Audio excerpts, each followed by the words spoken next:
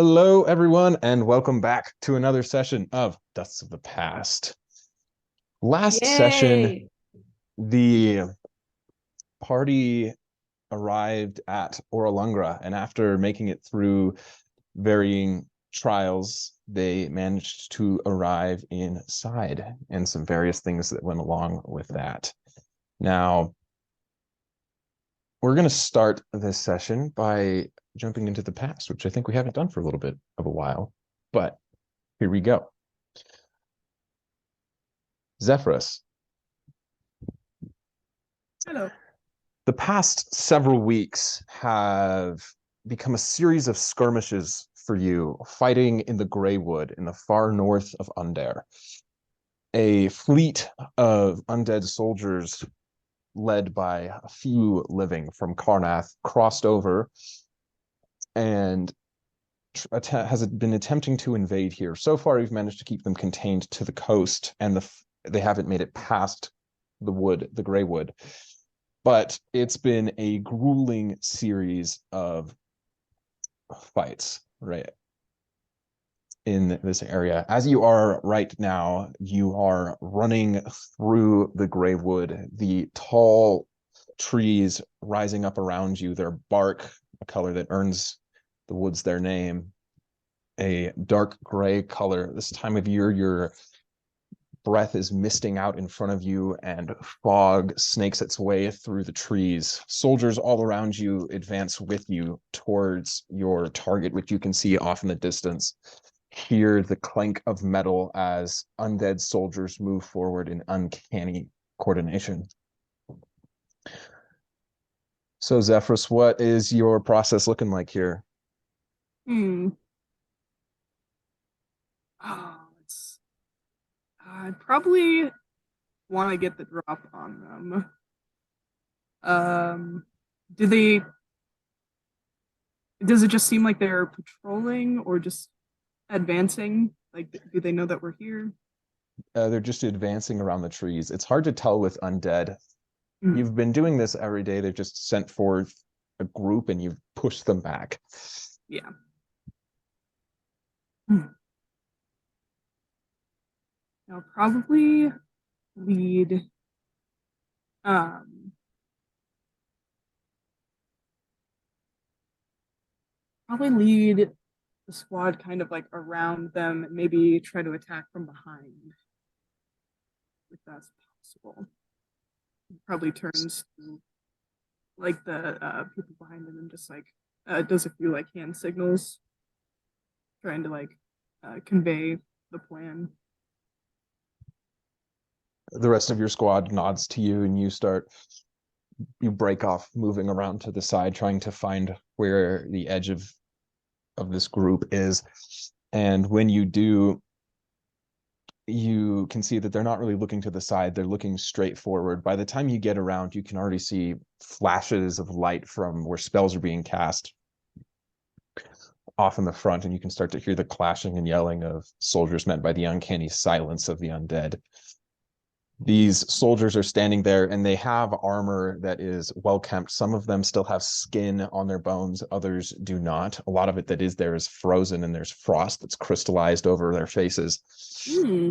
Their weapons are out and they're just moving forward with just a steady march in ranks that get somewhat broken up by the trees. Hmm. But as you come around to the side, they don't see any of you coming, and so just with a quick motion, well, what does it look like? Um, probably have um probably try to be a little bit try to be unnoticed as we're trying to pick off maybe the stragglers at first, like either with a quiet spell or just a knife. Um, but then eventually moving into like the bigger group. Zephyrus probably like takes the lead of the charge there as the rest of the squad goes after the stragglers. He probably has like his main knit group. I don't know how big the squad is, but probably has like the main group take on like the bigger portion where they're mostly um, marching. Yeah, you manage to strike forward, and then after knocking off a couple, it quickly becomes impossible to avoid notice, and you just become entangled in the fight as a whole. Your soldiers fighting you on the front, and then several of them in the back throwing spells such as blasts of lightning or ice towards towards the undead as you're coming in from the side. It becomes kind of a blur to you, just another one of these encounters, you spinning among these undead creatures with your knives, you know, blades flashing as swords come down at you from all sides, just dodging around them, taking them out, trying to fight them one at a time, as many will come around you, and then your squad will, in the main area, they'll like burst through the line where you make a hole, or small things like that. It becomes pretty chaotic fighting in a dense forest like this. It's really hard to stay maintained as an army. And while that typically lends itself well to specific Underian specialities of combat, it's always hard for you to tell in fights like this how it's going. After about several hours of on and off combat, moving from one sector to another of this forest, you see a flash of light shooting up above the trees, and then another two in rapid succession, which is the signal to retreat.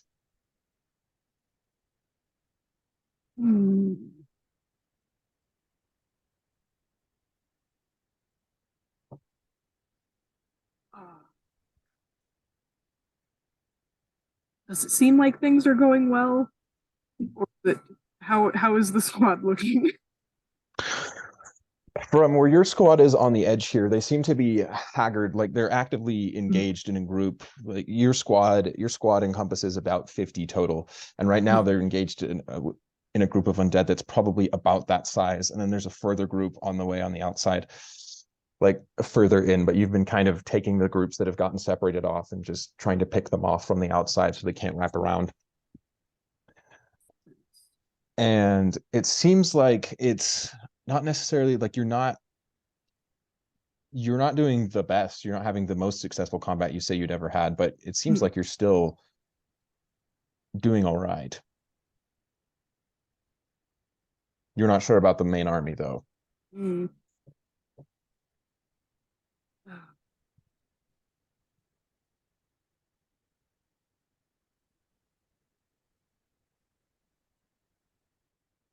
Zephyrus is probably just kind of like in his like rhythm, and kind of trying to stay focused on the task at hand. When he sees the flares go up, he's a bit hesitant.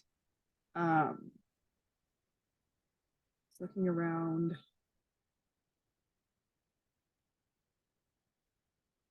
Yeah, I don't really want to risk anything. He probably will round up part of the squad. Yeah, he probably doesn't want to risk it. I think he goes back. I think he does retreat. He's not happy about it, but so as you're pulling back, like your squad manages to extricate themselves. Like you jump in there and you take down a couple, and that gives them just enough of an advantage to fairly handily wrap up this group that you're coming in, and then you start heading back towards where you think the main army is, and you can see that there's a much larger bulk of undead that way, just piling through the trees, climbing over corpses, and you can't really tell in the fog if the corpses are Undarian or of other undead, scrambling forward. And then you see most of the soldiers have fallen back behind where the undead are, but in front of you or off to the side just a little bit, you see that there's one group that's surrounded. The undead are largely off to the side. There's one group of maybe a dozen soldiers. You don't recognize them, and they're surrounded, and these undead are just hacking at them. They seem like they're haggard. There are wounds all over them.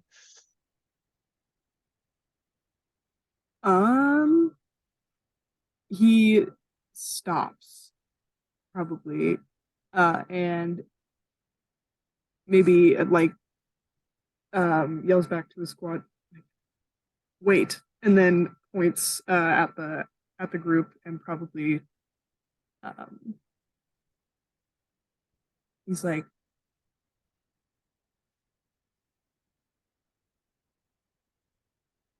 he probably takes just like the people who look in the best shape and takes them that way because he's not going to be leaving those people behind if they still have a fighting chance, or at least if we can give them a fighting chance. Are we able to make it over there without being seen by like another big pile of like undead? Yeah, it seems that big pile of undead is kind of like shifted off, and they're actively moving kind of away from where you are right now, except for this one group that's focused on these people. And as you're moving towards them, Gavin, one of the soldiers who's next to you, turns towards you and he says, "Are you sure those were the orders to retreat?" The orders to retreat, but there are men trapped there, and I can't leave them behind. So we'll retreat after. Just he shrugs and he says, "If I die because of this, I am blaming you." And then unslings his axe, which he just put away, still covered in gore. And the few of you who are left charge up. The undead have their backs turned toward you. So what does it look like? Mm. He probably goes in with just full force, just like having people hitting them as hard as they can, trying to get them to pay more attention to the men who are not as beaten up, trying to get these people out safe for as many as possible. Probably sends some people in to go retrieve them and help them get out of the situation. He's trying to like make a breach in like the ring that they've surrounded them in. He's like probably like hurling his daggers side to side, casting a few spells. Yeah, trying to make just like a safe passage to get the wounded out. Yeah, so you just come in and you slam into one, slamming your dagger into the back of its neck, just twirling, and you manage to drop another one before they turn and see you. The rest of everybody else is pushed back, and you get a wedge that's kind of almost a man wide, and then just start trying to push it outwards. And that furious fighting, the undead soldiers turn towards you and they start flashing at you. You take a cut across your cheek, one across your arm as well in the furious fighting, but you do manage to make a hole so that they can pull out slowly until you're just covering rear guard until everybody else is pulled back and you're the only one still there, and you're able to dodge backwards and away as you're much faster than an undead. Yeah, as soon as everyone is out safe, then he will give the signal to retreat back to camp or to wherever the flares were shot from. You come back kind of keeping the beleaguered troop in the middle, and one of them just like looks towards you. They're bleeding from several wounds. Thank you. I thought we would head out there for sure. Was worried. Glad that went well. Could have gone a lot worse. But it worked. He's kind of like he's the shock from, or the like laser focus from just the fighting and just focusing on the task and trying to stay strong for the group has kind of worn off by now, and he's still kind of reeling a bit from the adrenaline and everything. Yeah, that was that. I don't know why I did that. To himself. He probably doesn't say that out loud. It's like, oh my god, I could have killed us all. That's great. But it worked, and so he's pretty like, he's in high spirits. Probably good. Rhea, another one of your soldiers, she's a caster.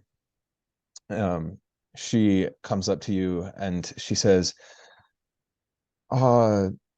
Do you want to hear the casualty reports now, or should we wait until we're back? Let's wait. I'd rather get everyone out first, and then we'll go over that. She nods. Fair enough. Thank you. And then kind of like looks back towards the battlefield with just a frown on her face. I wonder why we retreated. I'm a bit worried myself. There's just so many. There always are. Seems they never run out. Seems one day we seem to be winning. Next day there's just more. It's just never ending. She like smiles a little bit and then frowns and shakes her head. Just like, I hate fighting Carré. Carré soldiers. They're terrible. Smell awful. Feels like cheating. Not fair. She smiles again as you all head back. When you enter back into your camp, you can see it's a camp that's been built into the trees. Several of them have been cut down, but some of them are still standing, forming a perimeter to the soldiers who are all sitting here. There are several objects that are just floating, like platforms where supplies can be kept and various other things like that above the ground and above the cold. You go back to your specific area where the tents are, and the tents are brightly colored. I mean, you may be soldiers, but you're not savages after all. And you sit down. There have been benches that have set up. At first, it was only just logs, but Undarians quickly turn any place into something that's at least passably nice. We've got to have at least some class. It's them there. We've got to have some fancy thing. And cheese. Y'all gotta have cheese. Lots of cheese. As you sit down at the tables, a couple of people, there's just idle chatter that floats around the basin, just curiosity. It doesn't seem like any of the losses were particularly bad, so you're still generally curious as to why the retreat was called. It seems like the only battalion that really had a particular struggle was the one that you were at. The lieutenant came up to you and offered his thanks. The commander had been down. The one who was in charge, the sergeant of that battalion, was killed, but their second offered their thanks for saving the battalion and their lives. After about an hour or so, Gavrin comes back up to you, and you can see that there's a bandage around his leg where he took a pretty serious wound. So he's walking on with a walking stick now, and he looks at you with a smile and he says, "Captain wants to speak with you. Not sure what about." Oh boy. So I see you're not killing me today. Not this time. Right. Well, he kind of groans as he stands up, and he like pushes his hair back. Wish me luck. You might need it. Maybe I can groan loudly in pain from out here. That ought to help you. That might actually. Thank you. He kind of winks, and he goes to the captain's tent. So you walk in to the commander tent, and the commander tent is made of a fine, bright blue fabric with gold trimming on the outside. It is set up. As you walk in, the chairs there are incredibly nice. There's a plush carpet on the floor, as well as a desk that has been set up with a large armchair behind it. There's a platter in front already waiting that just has like little cheese and wine samples sitting on it. And you can see standing there at the desk, and he stands up as you enter, is Captain Brayton Garland, the captain of this division and a captain of no small renown, having achieved quite a bit of fame in some skirmishes near Tower Valiant down in the south. And he stands, and he's an older man now, but still well built from his days that he spent pretty much entirely in the army. He has a bright blue uniform that's tailored rather expertly to fit his form, and his hair, now gone gray and silver, is styled still to perfection as he stands up, just ramrod straight. Zeph salutes as he walks in the tent, Captain, and he's serious for maybe a couple seconds, and then he kind of like saunters over to the cheese platter and like takes one off and then like pops it in his mouth. You wanted to see me? He smiles slightly and he says, "Yes, I did. Brimstone, is it? Lieutenant Brimstone? Yes. Sit down, please." He sits. He doesn't say anything for a few seconds as he just picks up some papers on his desk and rifles through them, pulls some glasses and puts them on as he like looks at a few pages, and then puts it back down and sits up and he says, "So, Zephyrus, it seems that you've pulled quite the stunt today." Ah, that, yeah, yes. Would you care to explain it to me?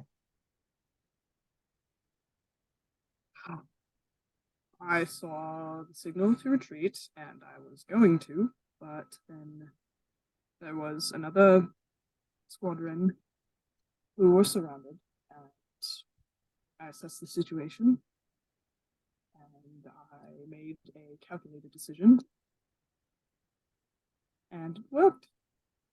And we saved the people who were in trouble.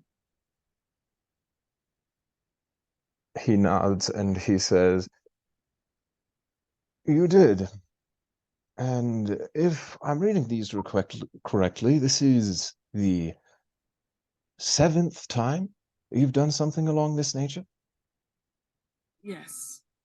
Is it really a 7th? I've lost. I haven't really been keeping track. I didn't know who was keeping track. Does it really say 7 on? Yes, this time you've went solo. You dived in after the ranks, pulled a man out who was missing half his leg, and brought him out on your back. And this time you encouraged half your squad to dive into a pile of undead, create a gap, pull them out. We have, yes, 7 of these instances in record.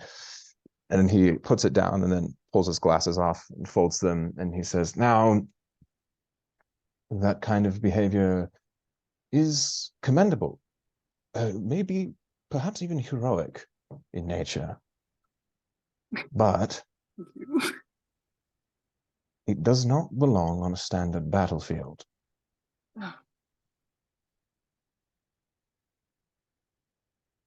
I understand, but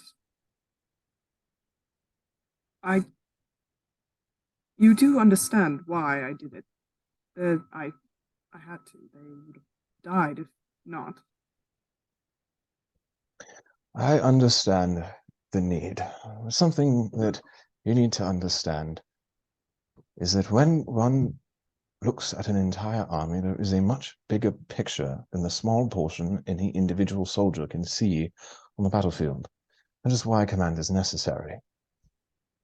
When you make decisions like those, even with the most heroic and commendable of intentions,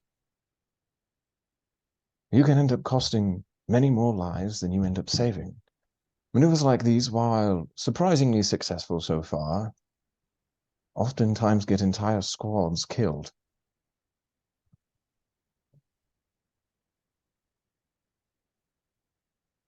You have a fair point. But And he holds up his hand. he stops. He probably takes another piece of cheese. As a result of this, we are removing your command and taking you off the front lines. Sir, I can do Just better. listen to me. Your specific skill set is one I'm trying. that can serve us in a much more specific area. You don't fight like a soldier,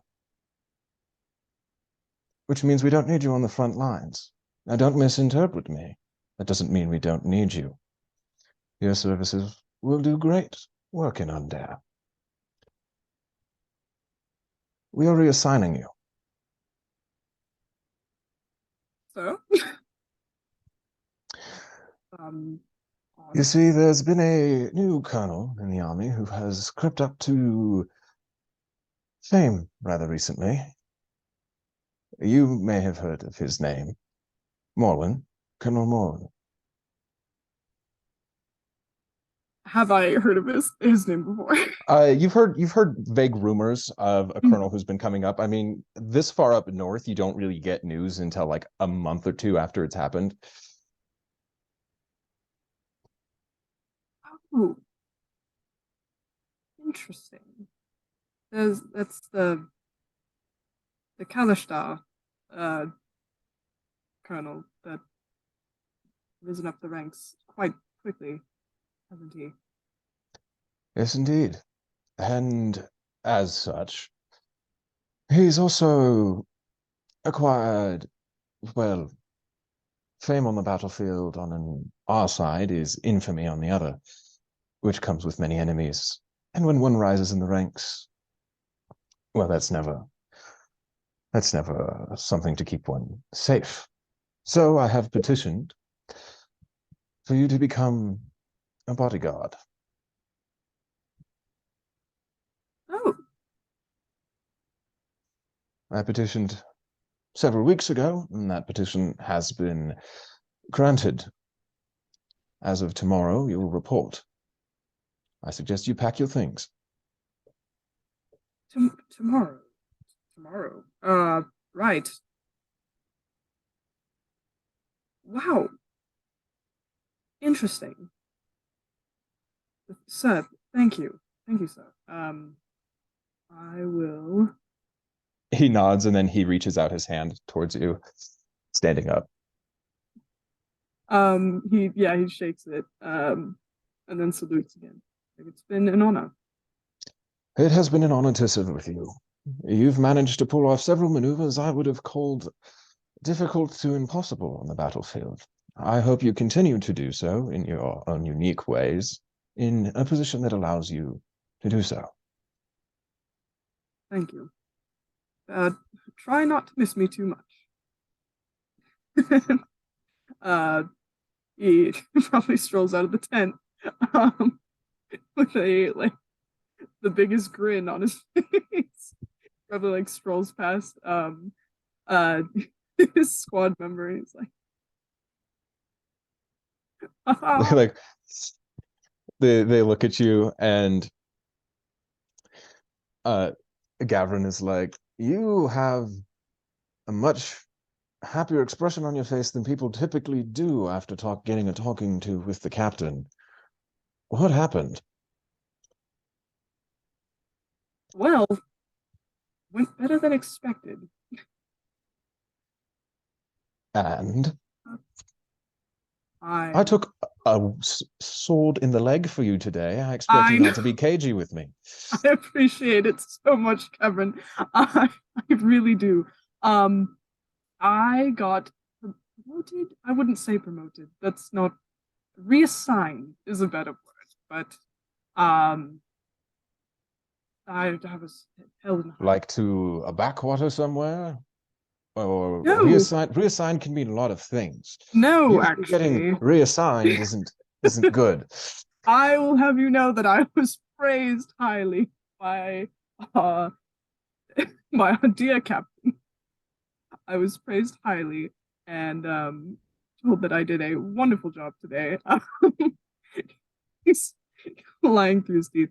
But no, I've been reassigned to be a bodyguard for Colonel Morin. Is he that Carré fellow who's been kicking up some sort of importance in the capital? The very same. Look at you, and he gives you like a lazy salute. He gives like a over exaggerated bow. I will be living in luxury. I will be leaving all behind with everything else, though, which I am sorry for. I wish I could have done more service for you.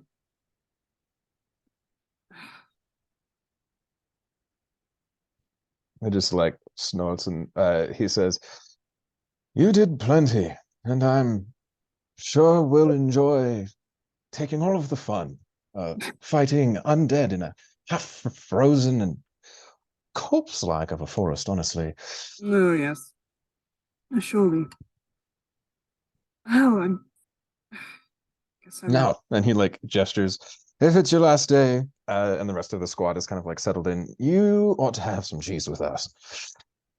We just got a fresh shipment, you know."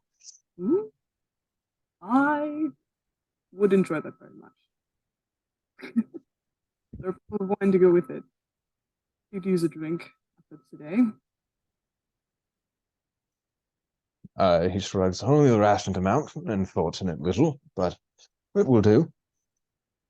Fantastic. He settles in. The next day, an envoy arrives. You leave with them, heading back towards where it is. Your impression at first was that you would be going towards Fairhaven, but you take a branch off and go towards the Whisper Woods, walking off the beaten path. Then once you arrive, you see that the people who you're with are a fairly gruff bunch, and they kind of give you the rundown lecture of how you need to be a bodyguard and the details that go along with that, just trying to stuff every little bit of information in your head, every kind of thing that you can come up with.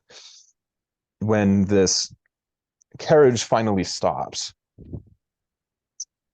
the one across from you, who just has a long scar all down across her face, puts her hand on her hip, and she's wearing a like long robe.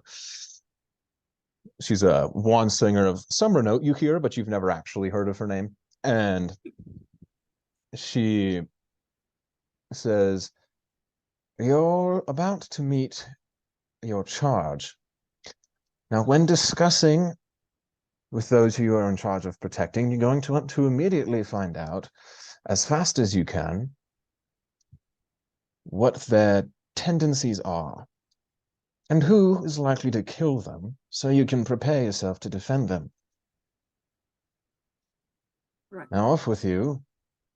You've gotten good reports so far." And she like narrows her eyes. "They better stay that way." And he gives his best dazzling grin. Says, I don't think you need to worry. She like shakes her head and then gestures for you to leave the carriage. And as you are walking out, you hear her like mumble under her breath to somebody else, "Why does a soldier get hair dye out here anyway?"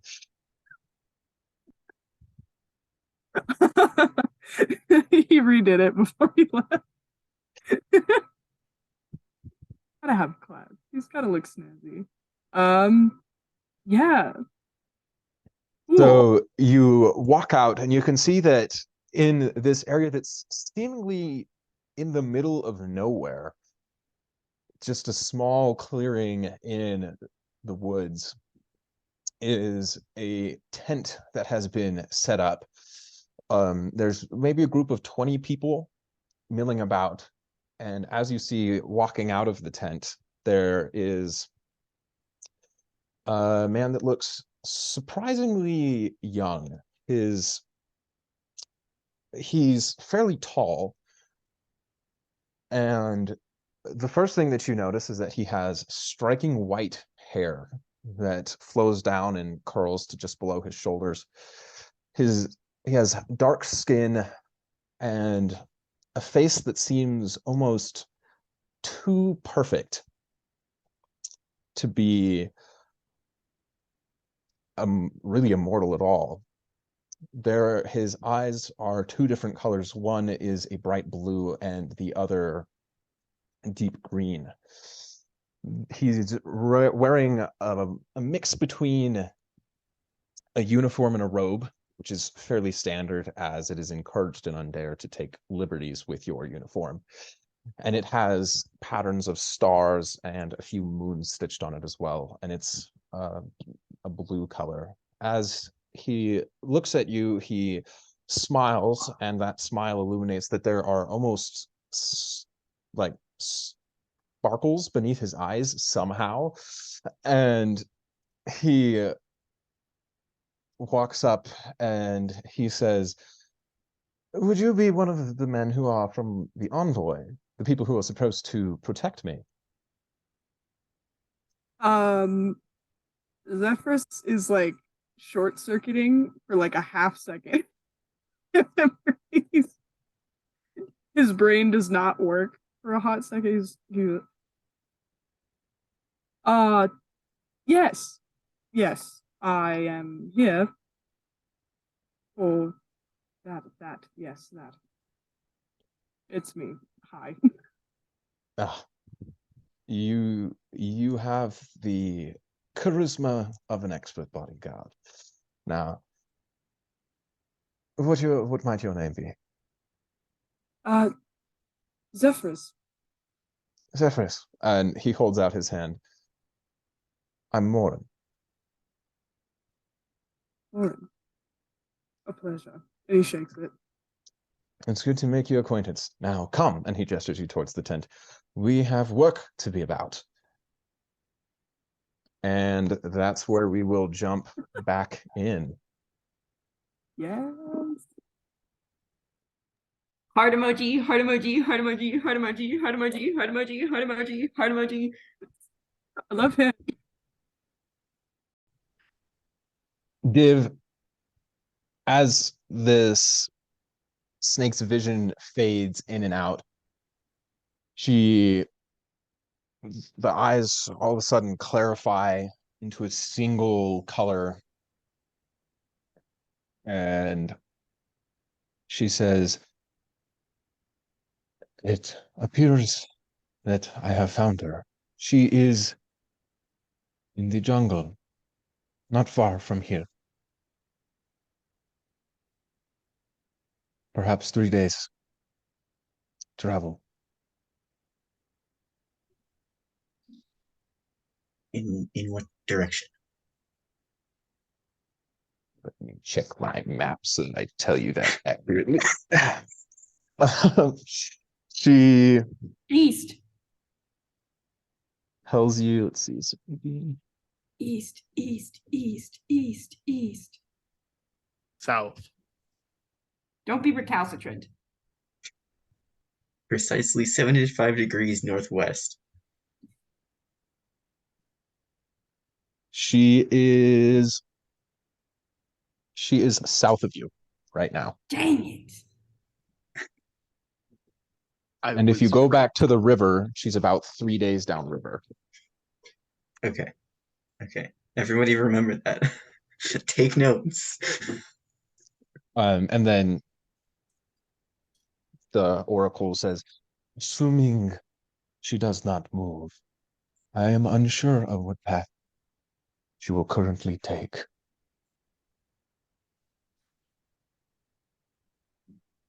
Okay, we can. We will find each other, I am sure of it. The rest of your friends are on their way. They will be able to reach here eventually. Soon, I suspect. Before that. And she looks at you, lowering her head, which is much larger than yours, directly into your line of sight. And she says, I can help you remember.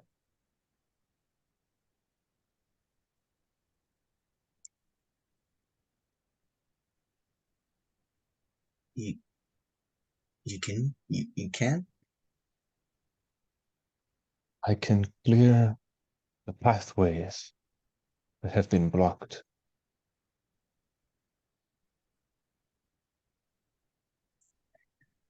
Undam your memories.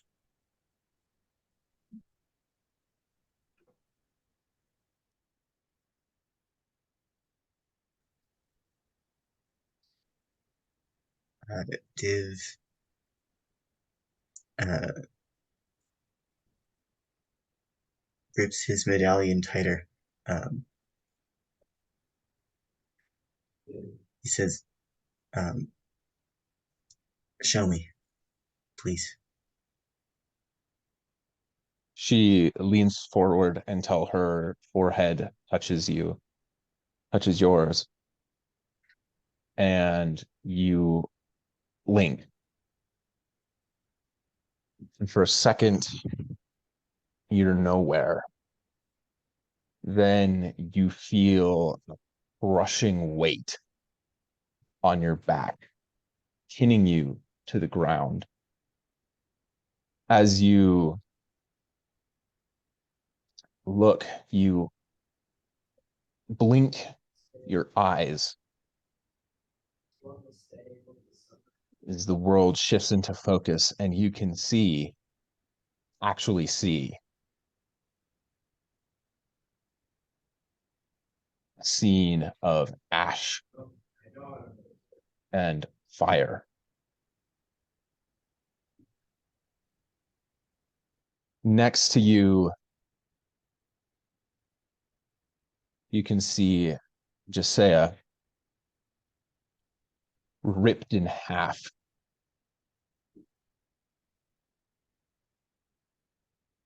Corpses litter the ground all around you. The remnants of tents and small fortifications your camp had are in pieces. On top of your back, there is a limb hanging down. And as you try to move, you can't. Only your head is able to see. You realize that you're crushed a pile of stone and bodies.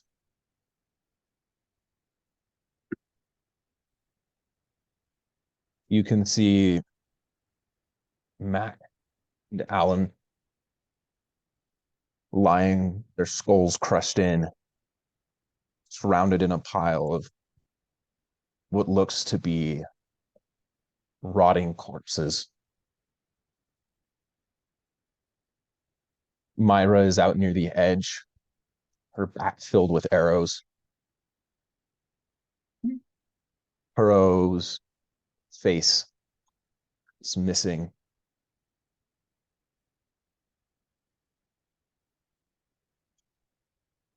Brandy and Burns seem to be split into pieces, scattered across the ground, shattered skeletons lying near them.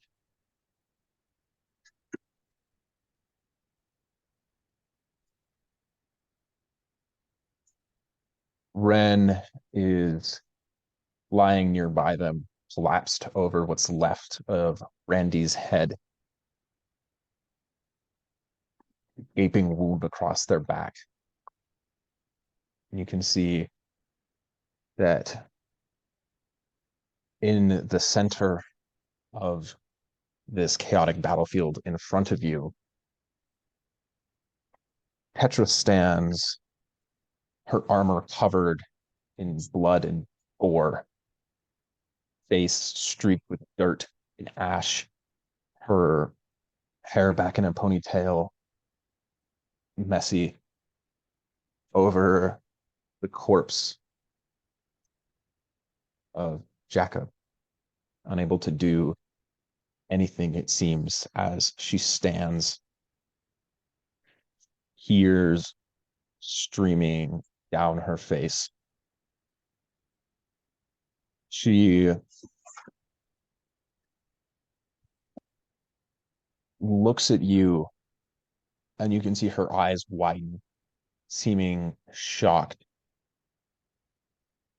that you're still there. And then she stands up and she whirls, running towards you for a second, then spinning and setting into a stance in front of you. And then you can see another figure, the only other figure standing.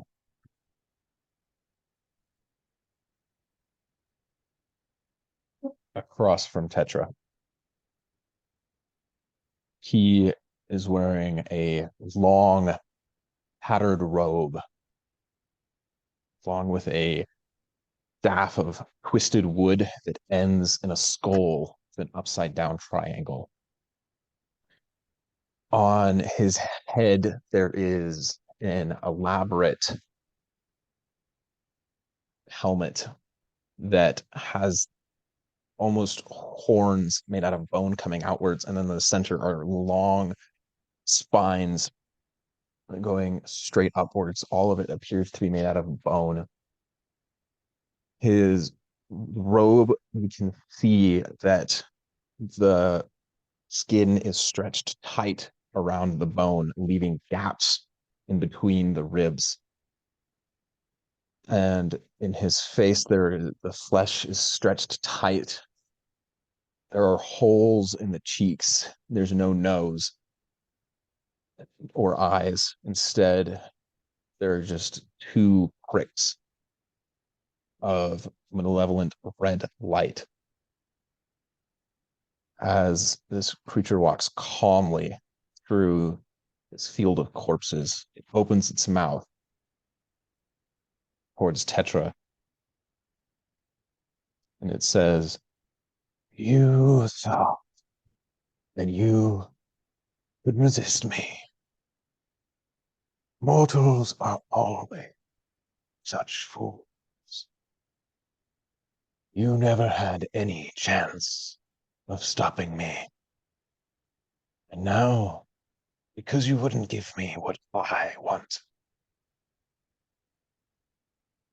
he gestures outwards, "everyone you know is dead."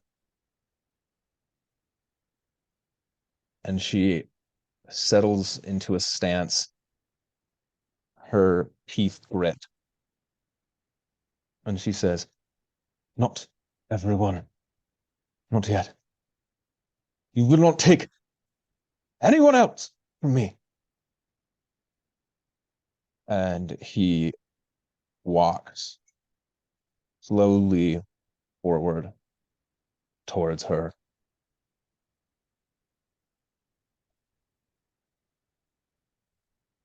And says, "You cannot stop me. You know you can't.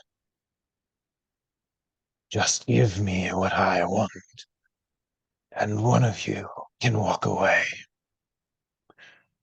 Ignoring him, she charges, clutching divination flame in her hand. And as she charges, you see a light go around it, forming around the head of the mace. And she slams it into him, which smashes half of his face, just cleaving it off. This doesn't seem to bother him, though, as he reaches forward and grabs her by the throat, lifting her off her feet, and says, now with only half of his jaw still there,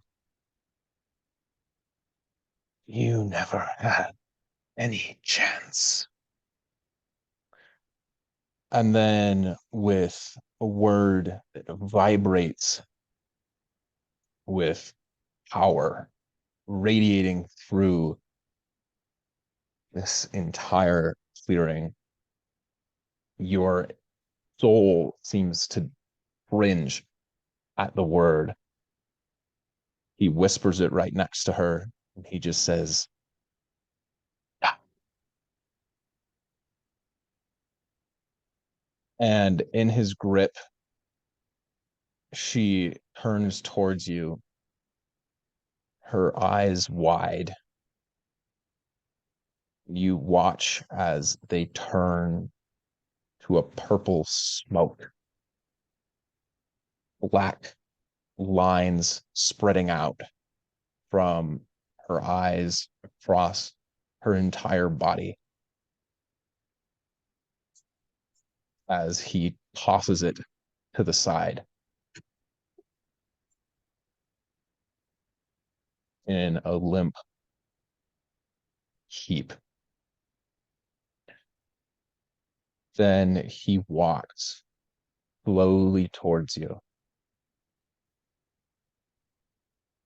and leans down. "All this pain just to protect you."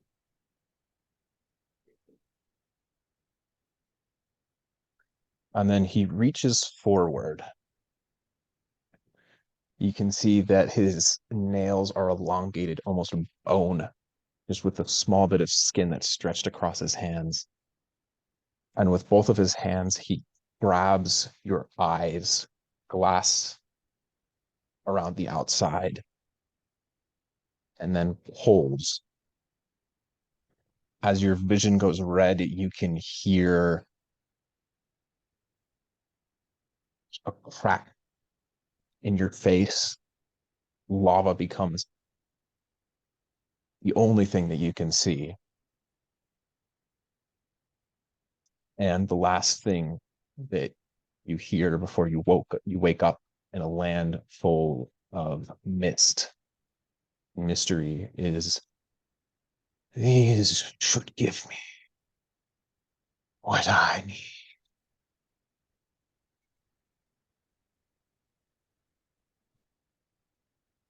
For you blink, and you are back in the Oracle's chamber. Now, are you Liru right now? Tobin? Me? Yeah, I think so. Okay. Last time I checked. So It's- Liru, Nephis, Zephyrus, and Jasper. The four of you enter into this doorway atop this temple, and when you walk in, you are immediately hit with the scent of incense burning in exotic smells that are all across this room. There are hanging lamps that illuminate this room, and then cushions and reed mats cover the floor. There are flowers that are all along the plastered walls, not old or stone at all like they appeared from the outside. And you can see that there are singing birds that flit from plant to plant in here. And then sitting across the room is a large serpent with iridescent scales on a heap of cushions. that's risen at about 5 feet, but they are not actively looking at you. They are looking at Div. Div? Yeah. What what is Div doing? I'll tell you what Div is doing. What is Div doing? What is is Div doing? our boy doing? Div is sobbing loudly in a way that probably shouldn't be possible for a robot. He's on his knees, hunched over, with his face to the floor, and his hands over his eyes, and his body is just heaving as he cries in front of the snake. Leo, who is part possessed, part inspired by the incredible woman who murdered a god when confronted with them attacking a child, she's going in between Snake and Div. I'm standing right there, probably snarling, spear kind of plucked off of her, off the charm on her ear, fully elongated in her hand, just like right in front of Div, breaking the eye contact between the snake and the robot. No looking at my friend. Jasper is immediately running behind Liru to Div's side, crouching down to him if he has to get in between Liru and Jasper, or Liru and Div and the snake. Just to The be snake there. speaks as you both approach, and it says, I would not suggest touching your friend right now. Give them What did you time to do? mourn. I restored that which was lost. It takes Lyra a second to understand, and then she sort of blinks. The anger doesn't fade from her eyes, but she does kind of glance back at Jasper and say, "Don't surprise him." I And then this snake, which was she was kind of keeping herself low, like rises up to 10 feet in the air, looking down at you. Her expression, not unkind. And she does have an expression, as even though she's a snake, her face is almost humanoid. And she says, I am Sacha Nabasa, Oracle of Orolungra. And who? Well, and she blinks and looks at all of you. I know your hearts. Who do you think you will help? And she looks at you, Liru. Lyra's hands kind of tighten around the hilt of her spear. She says, I'm going to need you to be a little more specific. I'm not in the mood for crypticness.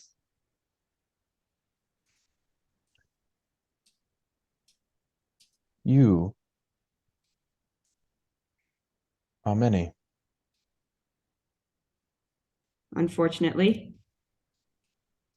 When I speak to you, I speak to all of you. The ones who are allowed to enter here. Now, who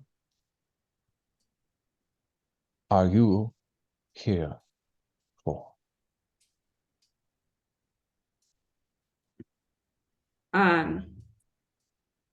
Liru sort of bites her lip.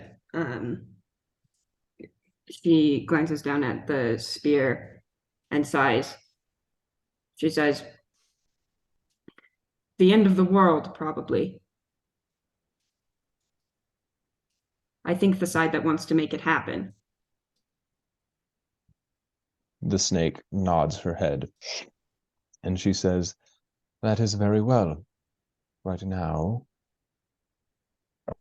I am conversing with, and she points her head towards Div, your friend. Your concerns will wait until they have asked their questions. Lyra takes a deep breath. She says, "Did he ask?" He accepted the offer. She takes another deep breath and steps out of the way.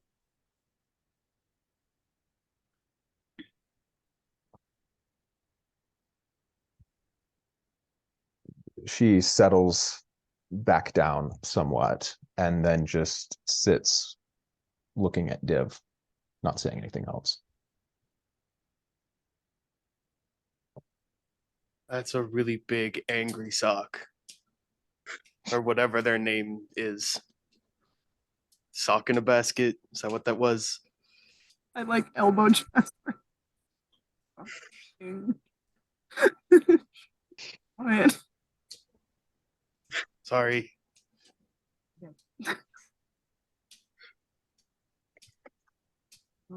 It takes a while for Div to calm down, or at least to stop making noises that his voice was probably never meant to make. He kind of fades into that silence that he's kind of known for at this point, I feel. And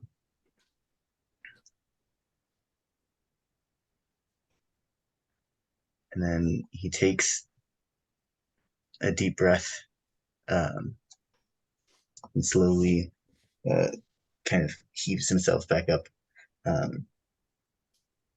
Boiling water still leaks from his eyes, or where they should be. And he looks back up at the Oracle. He says, "Thank you." Snake bows her head and she says, "You have gone without for a long time, it would seem."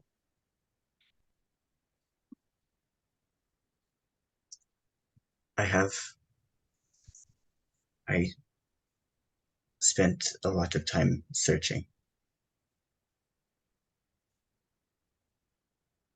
You came to the right place to come here.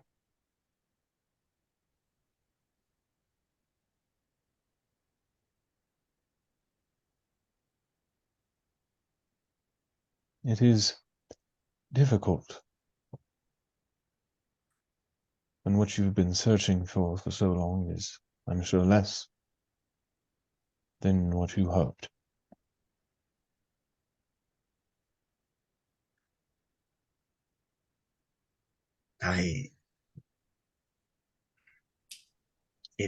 It was foolish of me to expect anything else.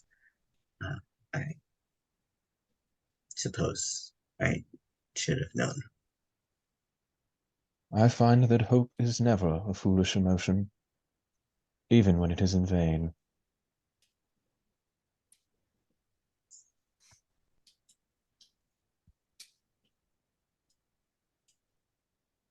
As I believe you yourself have taught on more than one occasion.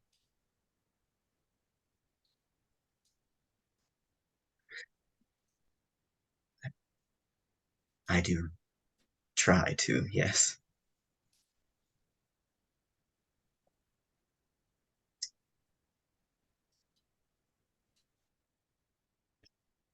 Is there anything else you wish to know?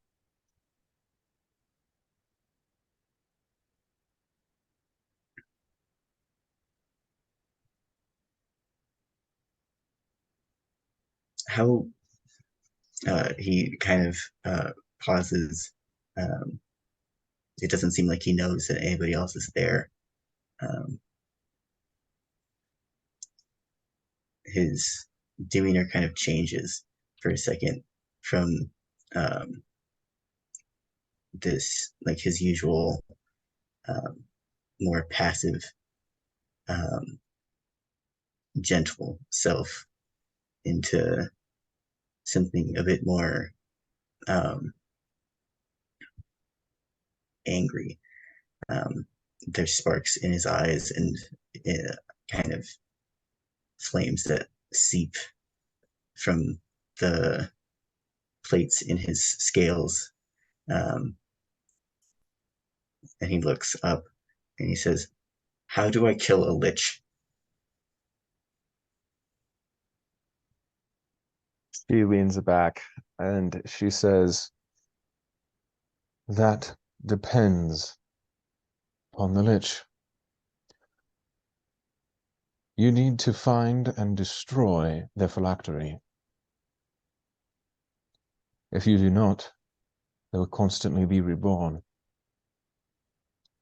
If your wish is to isolate them and take away their power, then you can cut off their source of souls. Lich's source of life involves consuming a soul. If a lich goes too long without consuming a soul, then their body will fade away, leaving nothing but a skull. However, if you want to truly destroy them, you need to find their phylactery and learn how to destroy it. There aren't universal ways to fulfill that quest, however. Every lich's phylactery is independent. The things that will destroy it are unique, and even seers like myself have a hard time identifying them. If I had the phylactery in front of me, I could likely tell you.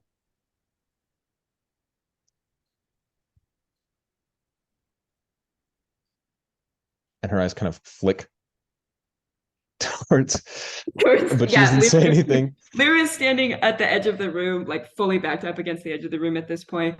Her foot is was probably tapping, but is now just kind of blurring on the ground. Her mutilated fingers are still like creaking around her spear, but she doesn't interrupt.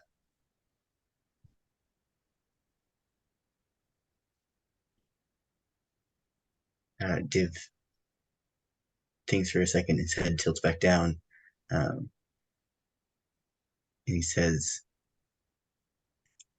"I want to bring eternal peace to the one that killed them.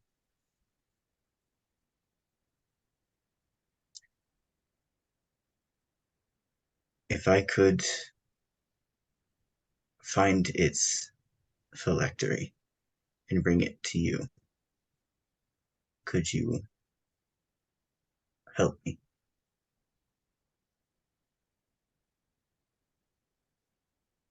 She raises up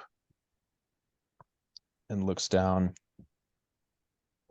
"Do you know the name of the one you seek?"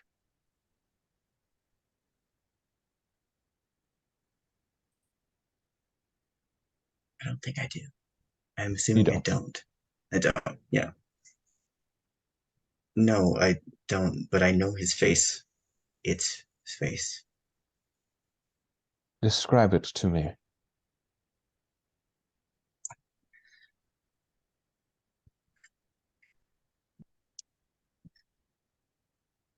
Can I just convey the feeling of that really awesome description that you gave us? Sure.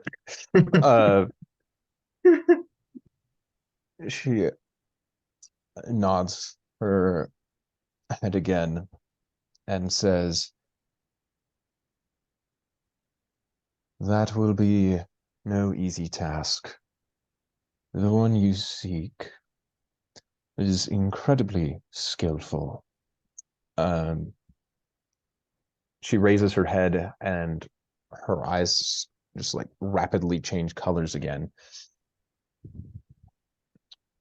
And then she looks back down and she says, so skillful that they have, well, erased their path through time. Me too. Sorry. All I can give you about them is this. They are an interloper to this world.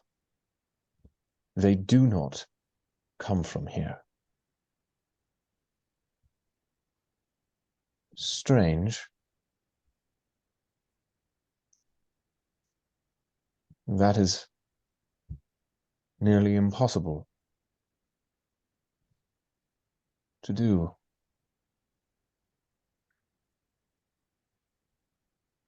But that is all I know. That is all I can see. The rest has been erased.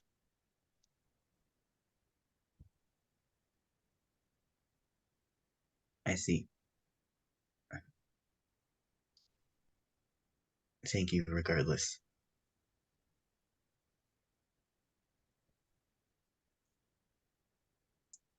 She nods and then she looks back. Now, and her voice kind of like rises, filling the chamber. Before this, like it was really hard for any of you to make out what she was even saying to Div. Like Div, her voice was loud and clear to you, but for the rest of you, it was quiet, like almost like a whisper. But now it goes back to filling the whole chamber. Now, your friends are here, and they appear that they would have questions for me. Whether they ask the ones they truly intend to, that remains to be seen. They do seem to care for you greatly. You did not notice, but they were quite defensive of you when they first arrived. Div looks around a bit in surprise, kind of scrapes at the crust of leftover water on his face. Says, "Oh, I'm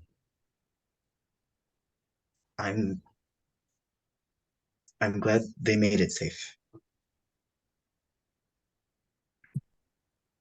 She nods and then she turns towards all of you, the four of you, and she says, now speak truly. Why have you come to the Oracle at Orolungra?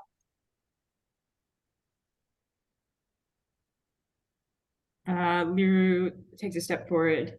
She says, we need to find the source of the death curse. The death curse. Explain it to me. A strong and overwhelming magical directive that is placed on our world as a whole that prevents the recall of souls to their bodies and forces souls returned to their bodies by resurrection magic back to the, well, actually, I suppose I don't know where they go. Back out of their bodies, perhaps to their original, or perhaps to whatever comes after, or perhaps somewhere else. You've been saying a lot about liches and a lot about souls, and I'm starting to wonder if those two things have something to do with each other. She does that same thing where she kind of like hovers up in the air and then her eyes just rapidly change colors for a few minutes before she looks back down at you and she says, it fits various omens tied to the lost city of Omu. The curse does? The death curse. I would suspect that whatever is causing this death curse originates there.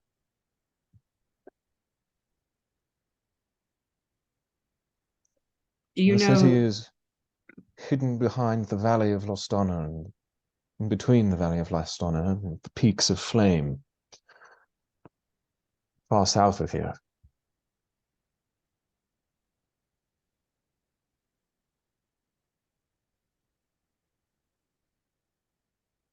Do you see what its source is? How we could take hold of it? She raises up and then goes into that same trance before coming down, and she says, "Whatever is causing it is beyond my direct sight, but it does seem that it comes from there. If you go to Omu, you will be able to find its source. However, I am unsure exactly what the source is." And presumably what we might do with it. I suspect you would need to destroy it. With any luck, that will be possible. Lyra kind of glances over at the rest of the group. She looks vaguely uncomfortable at the resonant voice of this giant snake. She says, "What about Caylona?" I have already informed your friend Solha where Caylona is. She is 3 days downriver, the River Tath, presuming she does not move. Lyra kind of hushes. She says, "If I know her at all, she probably will, but at least that gives us a place to start." Zephyr steps forward a bit. Is she safe?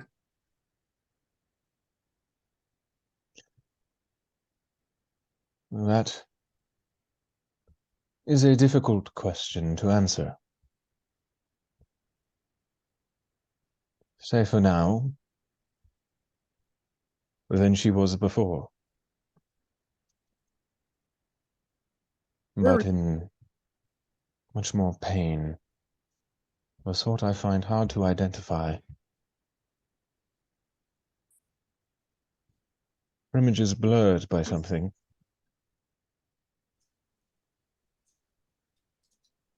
Difficult to make out clearly.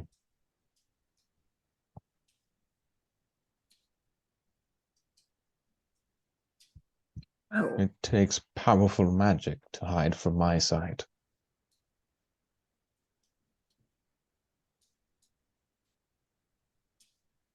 neat. He kind of nods and kind of the floor, kind of solemnly.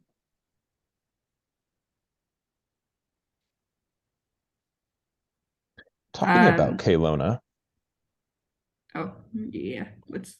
I want to know what's up. I want to know what's up. I'd like to know.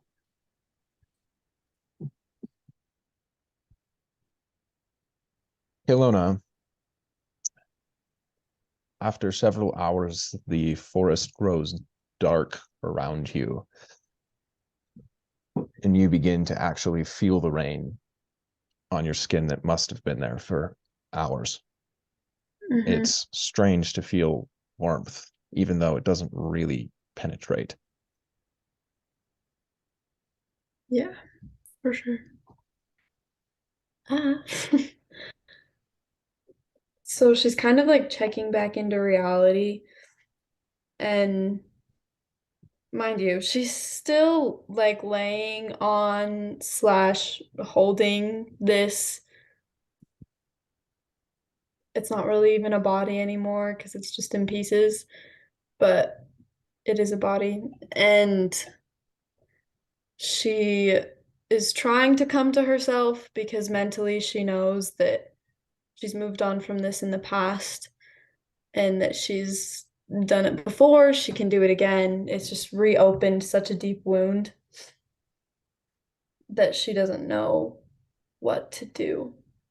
Like those things that happened before just were so deeply buried and so far away from her cognition or memory currently that she hadn't faced them in a long time.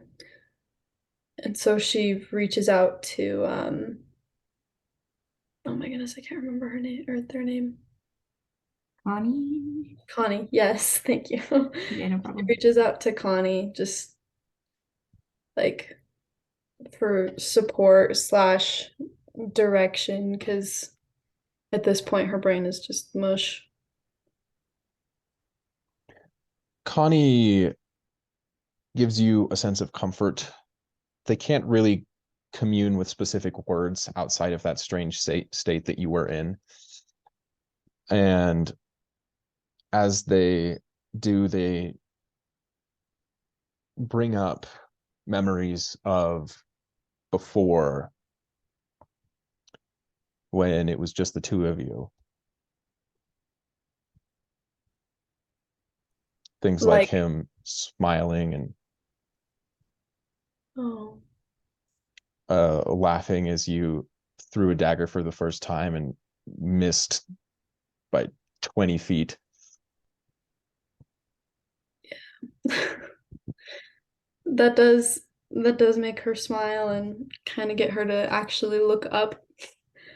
And when she looks up, where's the ring and the knife at? So the knife is still in the sheath across his chest. The ring you can see is lying about 10 feet away, still covered in frost, a small ring of ice around it on the ground.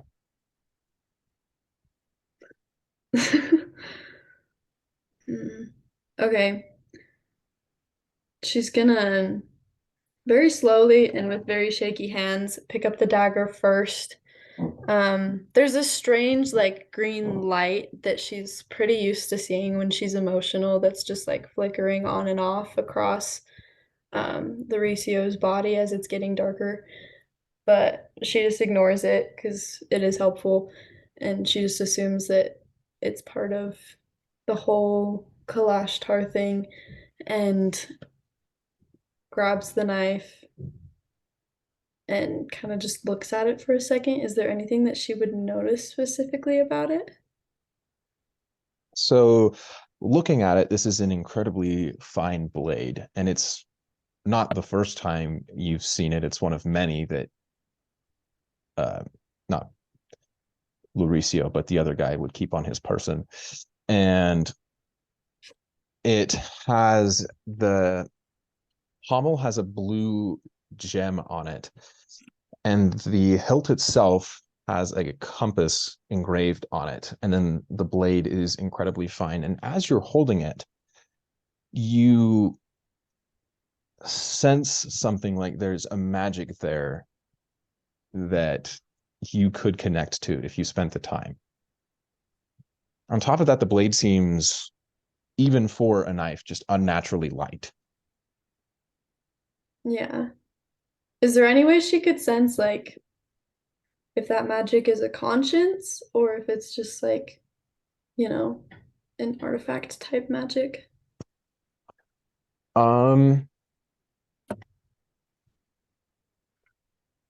I'll say go ahead and make me an Arcana check. Okay. I was like, it's very unlikely that she'll know, but worth a shot. Oh my goodness. Oh, that's bad. 2. You have no idea. Yeah. Okay. So she's gonna keep that for sure. Keep it slung with her other daggers. And then as for the ring,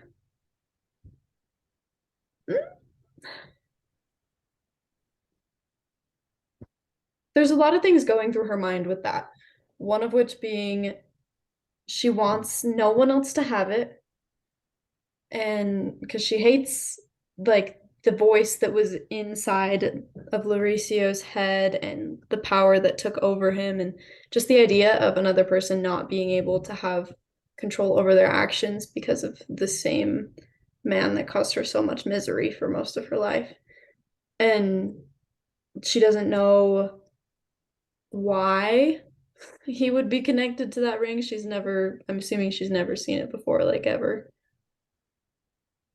And so You don't recall seeing frost on it. I mean, trying to keep track of the rings he wore is no easy task, and it could have been, other than the frost surrounding it, it's a simple golden band. And so it's definitely possible that it was there, just disguised to you. yeah. So she's gonna, keep it within her eyesight for now, but she's not really planning on moving very far anyway. I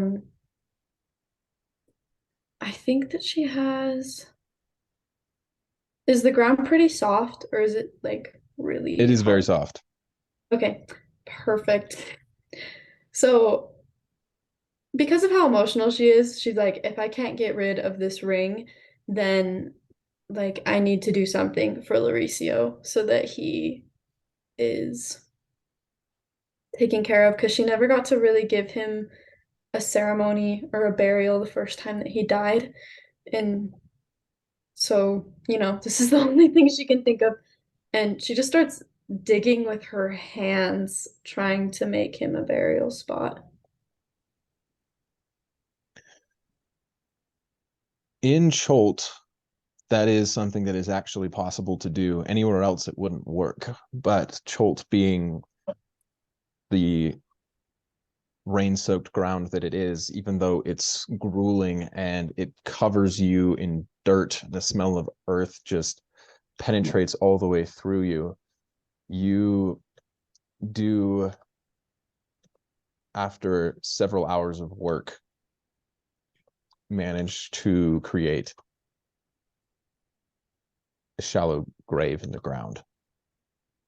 Okay. And then with that, she's just gonna like gently put his body in there, and through more tears and more memories of just so many things. I mean, her and Lauricio had a good life, but they were never, extremely rich. And so she's remembering a lot of times that they had spent out in the rain, out in like dirty street towns and things like that. But she's just, trying to keep it at a memorial, and also just continually reaching out to Connie for that support so that she doesn't fall apart again, because she doesn't feel like she can afford to in a dangerous jungle like this, because she needs to be aware of everything around her. Connie just keeps trying to send memories, support, a sense of as much empathy as they can manage. Just trying to express that they're there with you.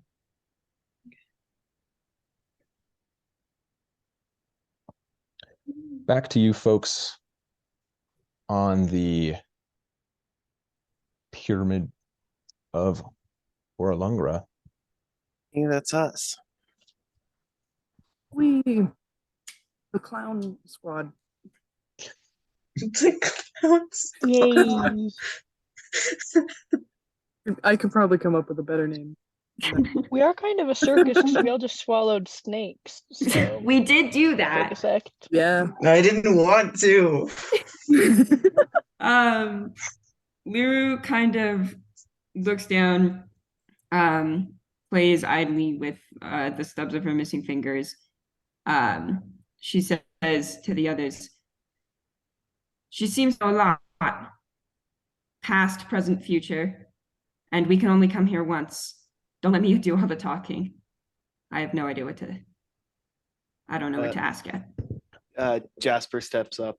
I might have one thing right now. And that is, What am I supposed to be doing? Everybody else here has clear goals and what they're good at. Like, why am I along with everybody in this? What do I do after all of this is done? Once we leave this jungle with our goals finished, where do I go? she raises her head, and then you hear just in your mind, Jasper, do you wish to have this conversation privately? Or with them around? They can hear. I mean, how private of a conversation does it need to be? That is entirely up to you. I don't have any grievances that I probably haven't already aired out on the table. Very well. You ask why you are here. What you are doing. This is a question I have gotten from many mortals. What am I to do? Why am I here? What can you tell me? In order to answer that, I must respond with a question. Why did you come here? To assist in stopping the death curse. But why was I chosen for this? Everyone else can fight or protect and heal. They've all been able to hold their own. I feel like I've done nothing but assist to the best of my abilities, but really do not a whole lot, but just be here. After we get rid of this death curse, I go back home, and what am I? An actor who gave up and lost an arm. What do I do with that? You came to the deadliest place in the world. Did you not? I guess, but have you seen the Actors Guild? Shek looks up, blinks. Now I have. Should not have done that. Pretty bad, right? But in the Actors Guild, did you climb cliffs that were hundreds of feet tall? I leapt off of ladders and ropes tied from a ceiling. So I guess Did no. you fight undead? Not in actuality, no. Did you encounter not an incredibly great evil so powerful your mind can barely comprehend it? Again, have you met my boss? He was pretty bad. But no.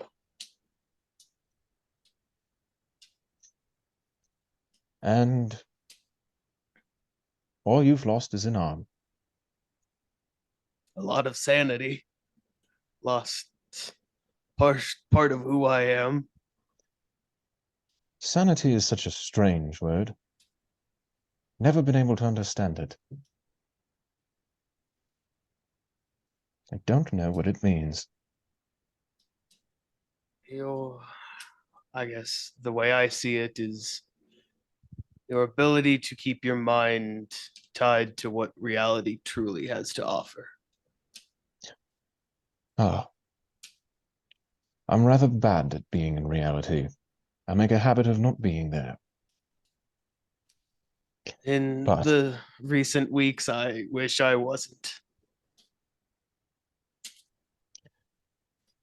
so you went into the jungle to stop this death curse that has plagued the world. To save only one person that you knew. And countless others that this curse may be affecting.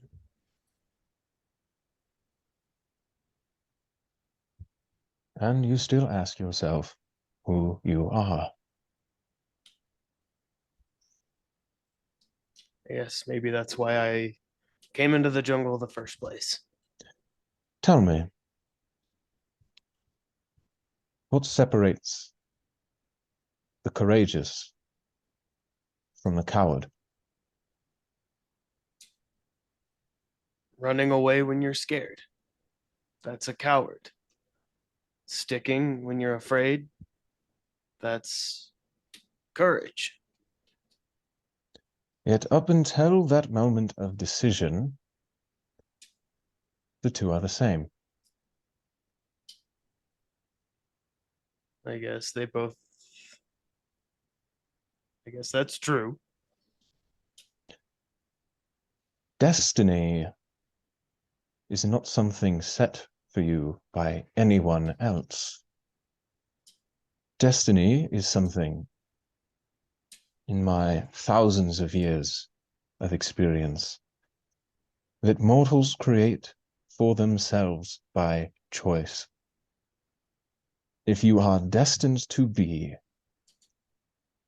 a coward, then you will make decisions that lead you to that path. If you are destined to be a hero, then you will make decisions that lead you to that path. Every moment, every decision is a crossroad. The choice you make determines who you are.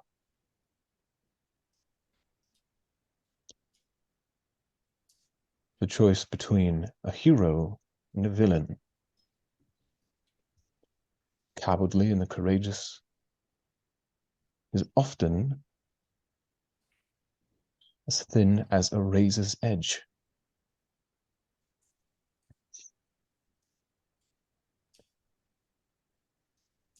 Who do you wish to be?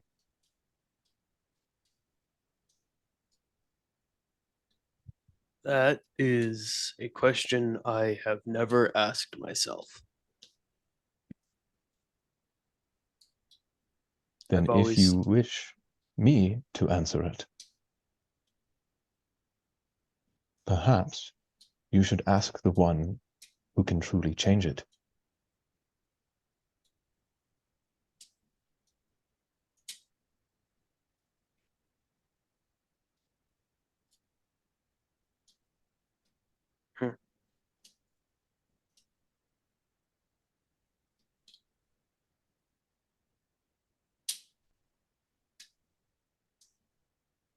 Jasper just kind of stands there and stares, not necessarily at her, maybe kind of more through her. Just trying to think of that question. Think of the answer to it.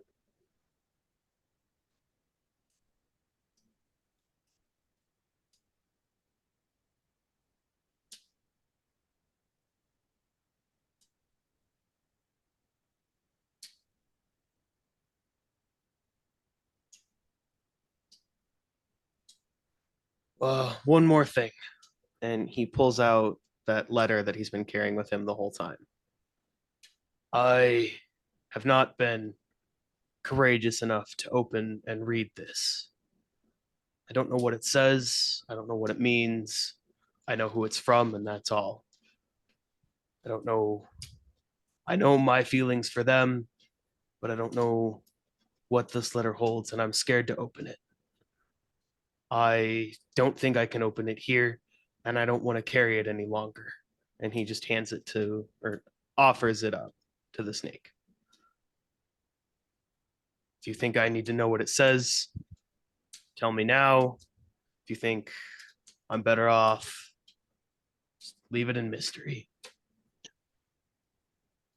That decision is not mine to make. I do not control your path, nor will I. You know, I guess that's true. Guess I'll Your just path is your own. Your destiny is your own.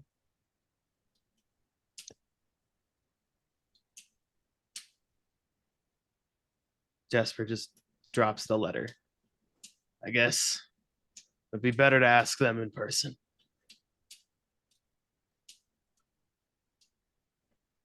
She smiles and then nods, bringing her head close to you, and she says, "You may not know who you are, but while you are searching, I suggest you look at the decisions you have made and ask yourself if they are helping you become who you want to be. Life is a journey, a web of decisions. You can always make more."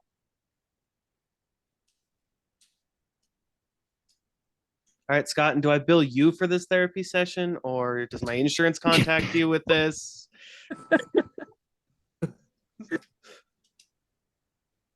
Jasper just nods and backs away slowly.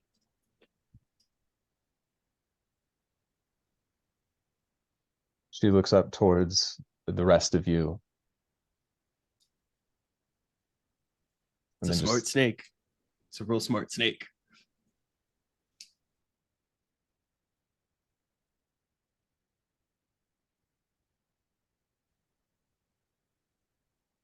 Hmm.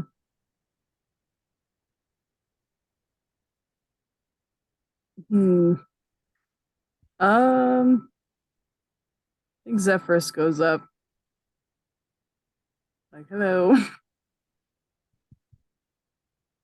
um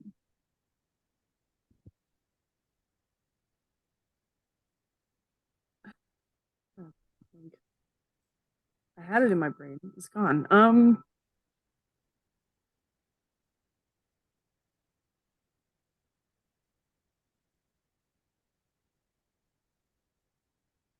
Where do I belong in this general situation? How it's a hard thing to put into words. I want to be able to protect people, these people who I've traveled with. How can I learn to do it better, I suppose?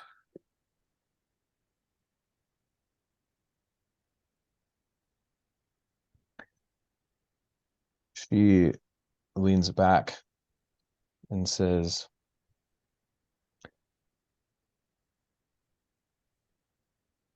"You want to protect. That has been your goal for a long time, it would seem." It would. But not always. You are an excellent example of one who has changed their own destiny to something different.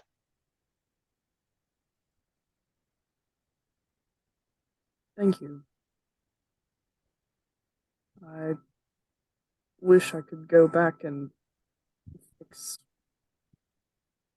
what went wrong.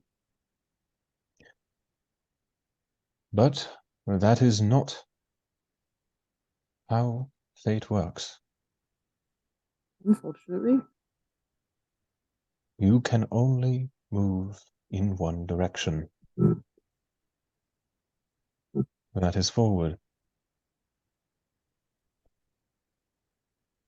However, many underestimate the power of learning from the past. Simply because you cannot go back does not mean you cannot learn. Just because you have made a mistake does not mean you will fail to do so again. If you wish to improve, then you must look forward and backwards.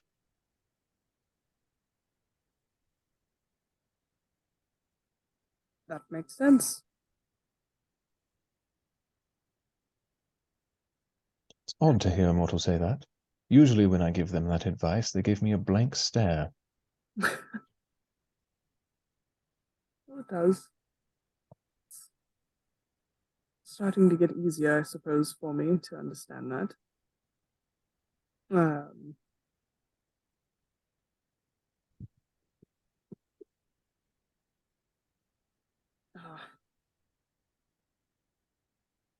Guess I just spend a lot of time looking backwards.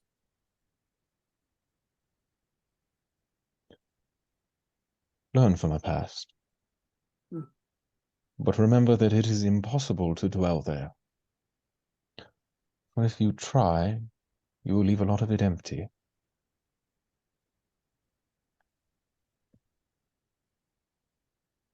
And your future blank. If you want to protect, continue to do so. Learning and growth comes with time. If you want specific instruction in your skill set, I cannot provide that to you. However, you are surrounded by individuals who have been in many circumstances, many of which have knowledge that you could apply to yourself to improve.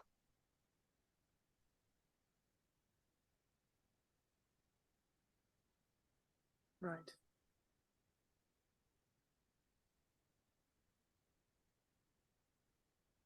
I don't know. Would I ever, if I'll be able to have the chance to make things come to terms and maybe be forgiven?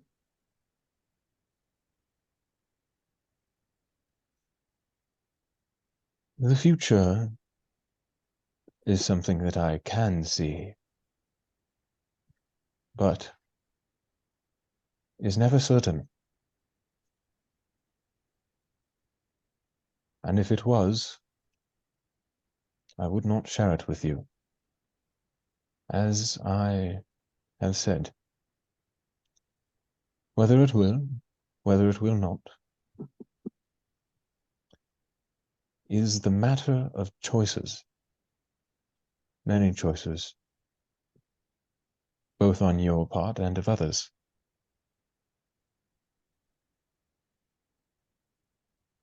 Right.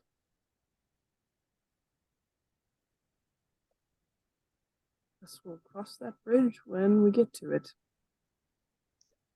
If you wish to make things better, then make the choices that will help you get there.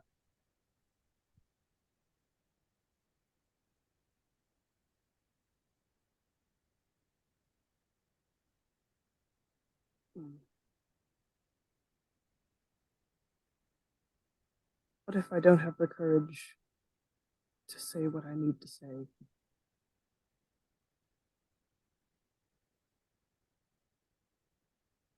Courage is an interesting word.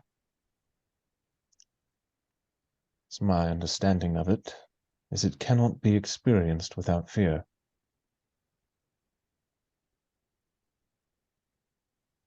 It's a bit ironic. Indeed it is. Thank you.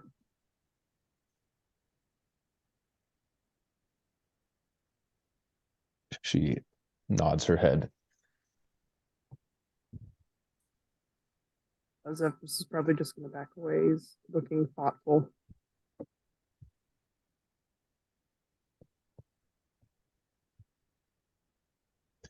She looks up towards you, Nephis, and nobody else hears this, but she says to you, "You would rather have this conversation alone, wouldn't you?"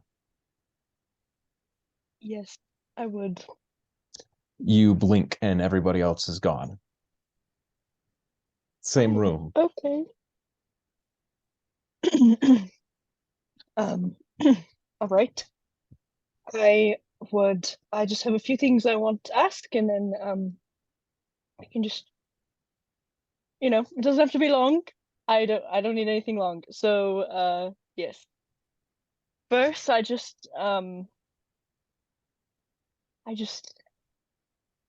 know they tell me they are all the time, but if my family knew what I have done with my life, what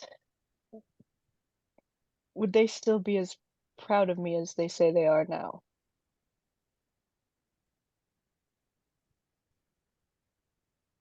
Her eyes rapidly shift colors, and she says,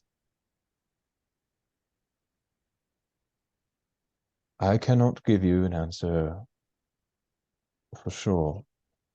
Emotions are hard for me to pinpoint. Reactions of mortals are difficult. But from what I have seen, it seems likely that they would find a way to.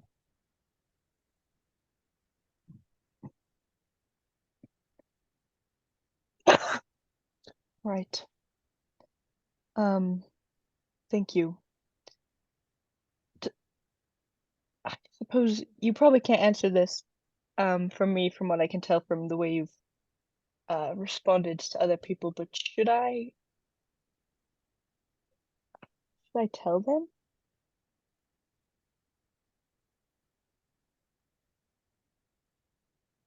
That depends on what you want them to know.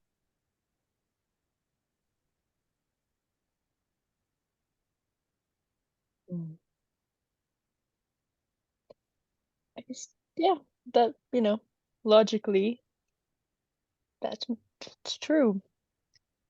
All right. I can see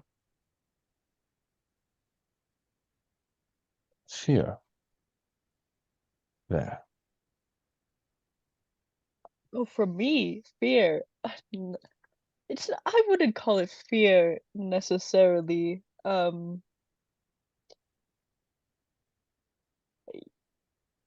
You know, uh, I don't get afraid very often. Dominates, we aren't the type to be afraid of anything really, death included. On the outside, yes. But keep in mind that I don't see the outside at all. Oh,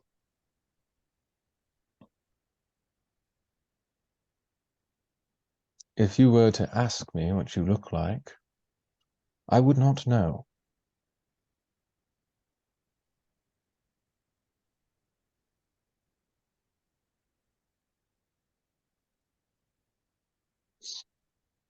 so is that the main thing you see in me is fear then?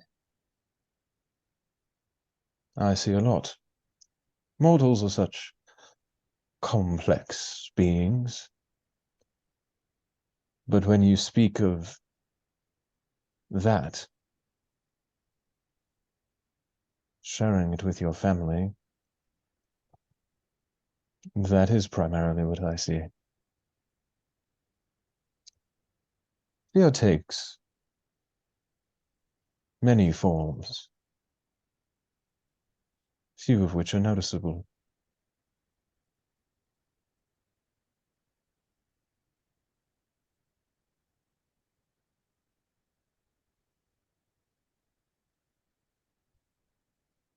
Well then, I suppose I failed my father in more ways than one. That's all right. Um, the other thing I wanted to ask, um, was just,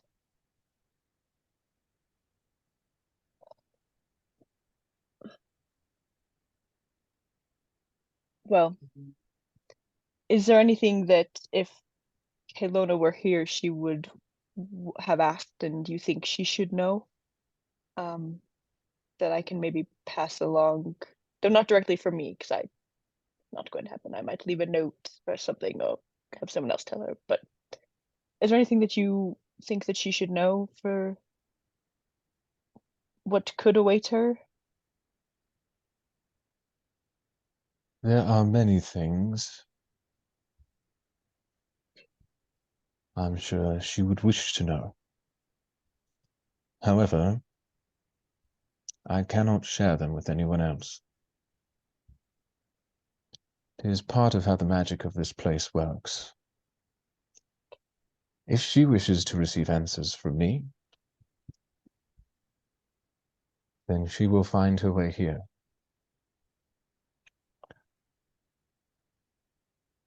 If she does not, then she will not. The choice is hers.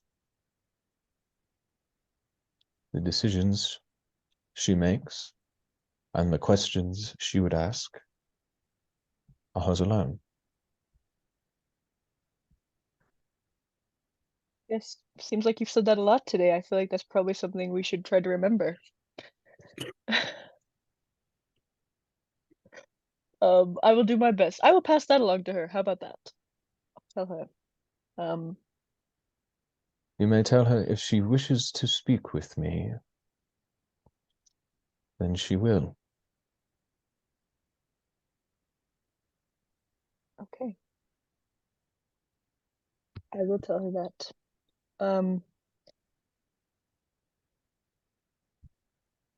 I don't think there's anything else I need to ask you unless you see something that maybe you think I am avoiding. I see many things that you are avoiding. Okay.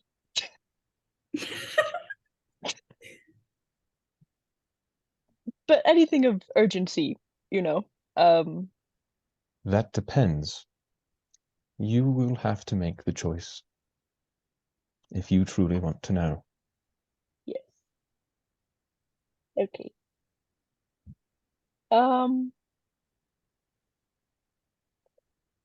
Well,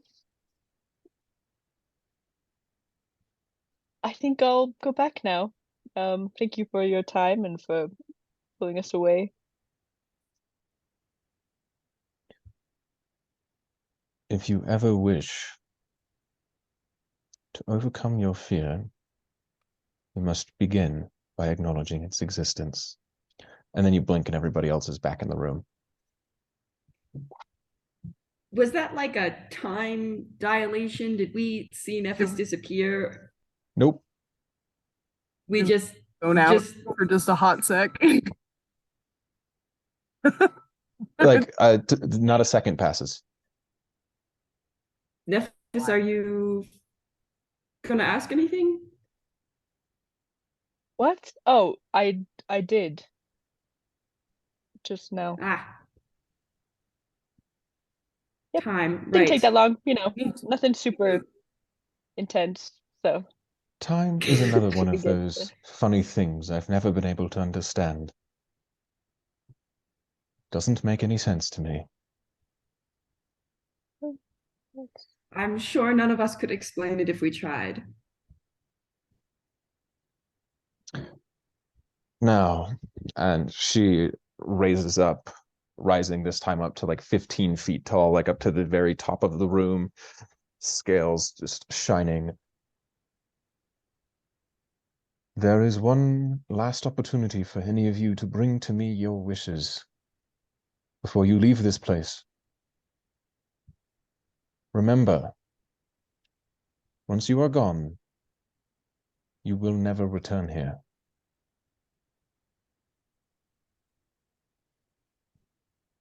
Liru lifts her spear and flicks it back into a charm that she loops through her ear. She crosses her arms, raises her eyebrows, and says, "How do I kill Kamakani in a way that matters?"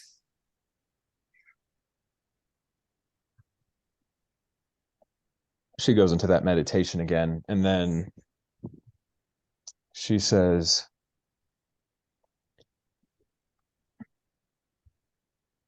Luckily,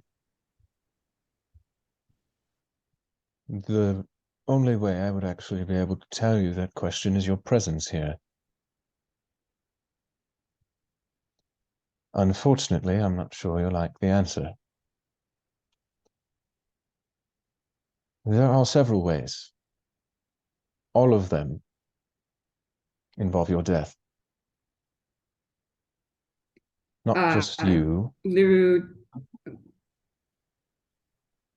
the body itself.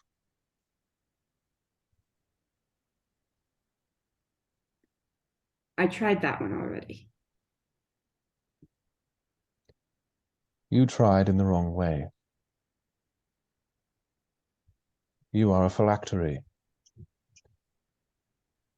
not something easily broken, far from a regular mortal. There are three ways.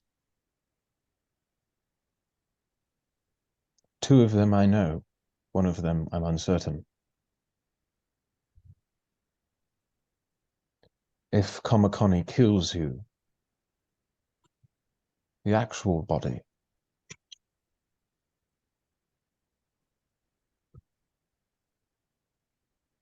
if he kills this body, then his soul, which resides in you, will be destroyed. The broken tatters of it, at least. And if you ever find yourself immersed entirely in the heart of an active volcano, that will also do the trick.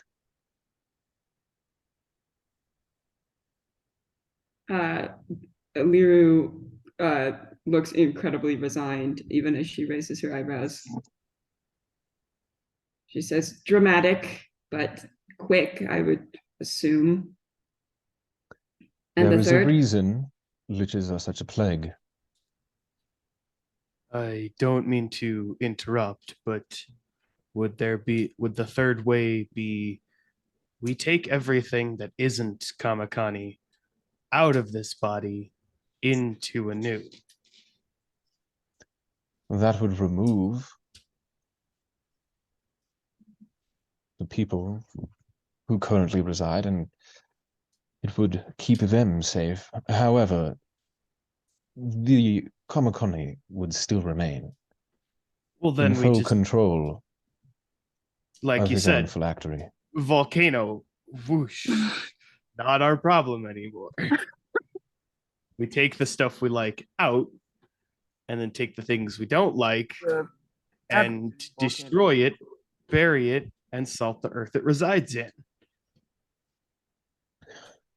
That could work. Moving a soul from a body to another is difficult. Let alone having to do it some 5 more times. There is... Well, that's quite odd. There is not just one soul in there. I was under the interpretation that there was. It appears there are three.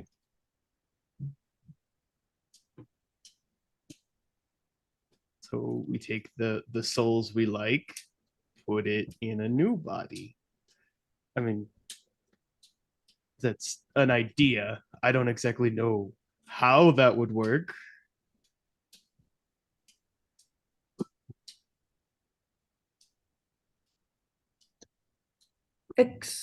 You said 3.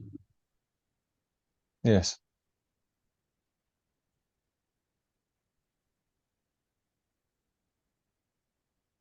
I do not And believe I various am more than just a adjudicants, but that number fragment. is much higher. What? And various adjudicant ones, but that number is much higher. They're different, more adjacent, not attached. I understand that. I thought there were only 2. But my counts are always off. She kind of shakes her head. All of the candles in her antlers are still burnt completely out, but she brushes her finger through them anyway, as if just on instinct. She says, "You never finished. I can get him to kill me. I can incinerate myself, or you can encounter a source of divine power so incredibly powerful that it can burn it away."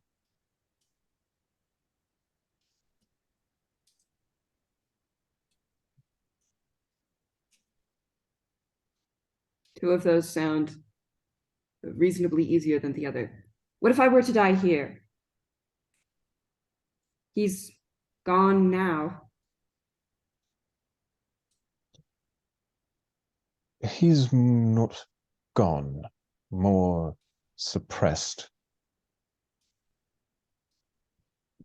I have more than enough power to take his soul and stuff it in a tiny corner, boxing it in and preventing it from experiencing, seeing, or knowing anything that happens here.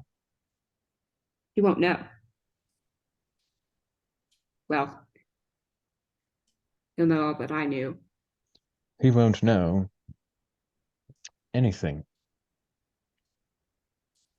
that you know that you don't hear.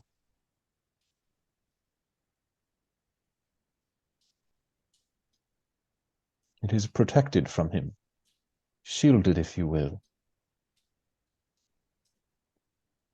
Time may not be an expertise of mine, but minds certainly are. You can give me a secret. Liru's lip sort of twitches up.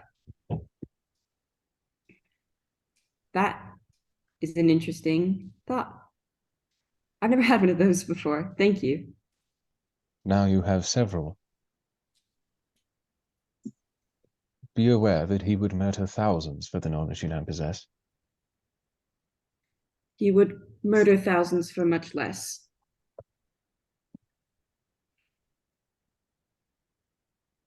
All right. However, if someone speaks it to you,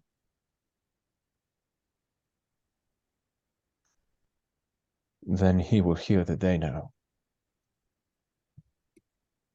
Liru turns around to all of you.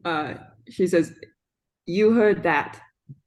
Say nothing of this to me, even if I ask." Gotcha. You got it. I mean it. There has been a lot of...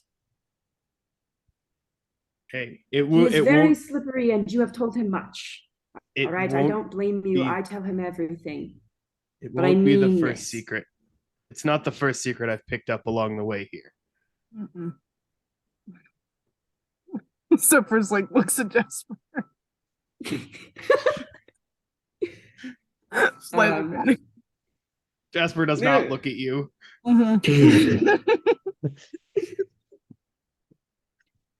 Lyra runs her hand through her hair and turns back to the Oracle. She says, "All right. Well, at least that gives me a place to start. The others won't like it, but I can work with that. They have things to ask as well, if you would all be willing to wait. Many of them are imbecilic, but it would make them feel better."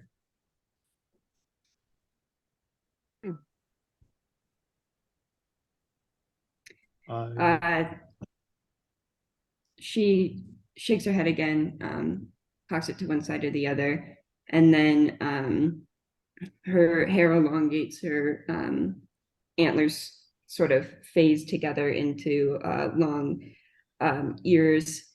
Her skin darkens, and Mirasandra sort of stretches, cracks her neck a bit. She says, "This place is lovely. I love the birds. What kind are they?" No, that's not my question. That's not my question. I assume we're on the clock here. What did the universe say to me when the story breathed me into existence? I still remember the words.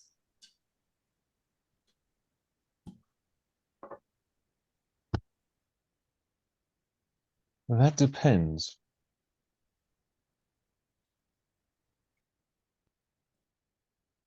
On what?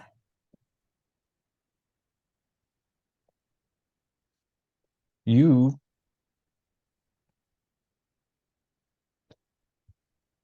have served a purpose. Are you ready to do more?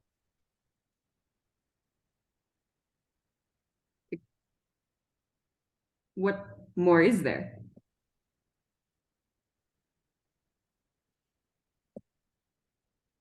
I all right. She kind of glances down at her hands for a second. She says, I'm not.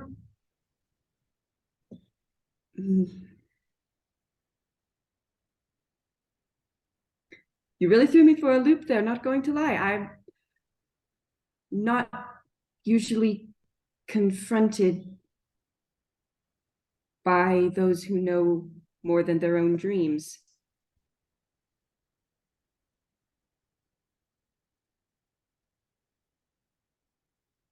Don't. I take it back.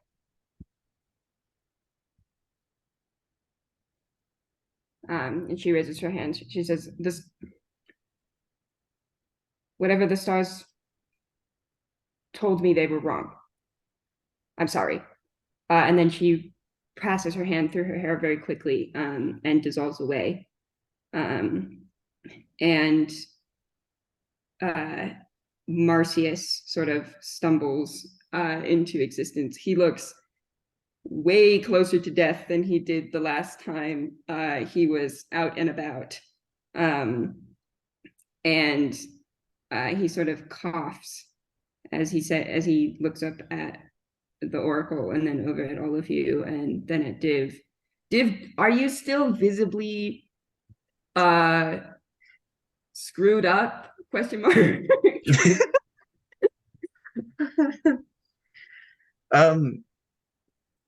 You can tell that he's been crying and has tried to hide the fact that he's been crying. Div, are you all right? That's not my Marcy's voice. Not that I have a voice. There's no voices going on. Yes, I'm fine. Are you okay? Not entirely certain. I was told I was able to ask a question, but I'm having second thoughts about it now. Are we safe? We're safe here. Yes. All right. And he looked back at the Oracle. He says, how many of the people I knew were real? Was Dan Kieran, if he was ever alive, is he still? Her eyes shift colors and she says, as to that question, I am unsure. There is magic around there that makes it difficult to make out. To your first question, all of them.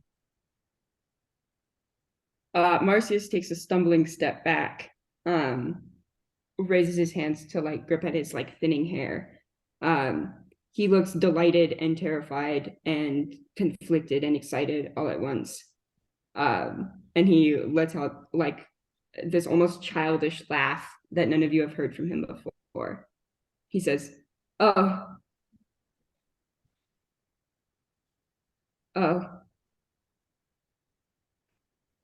thank you.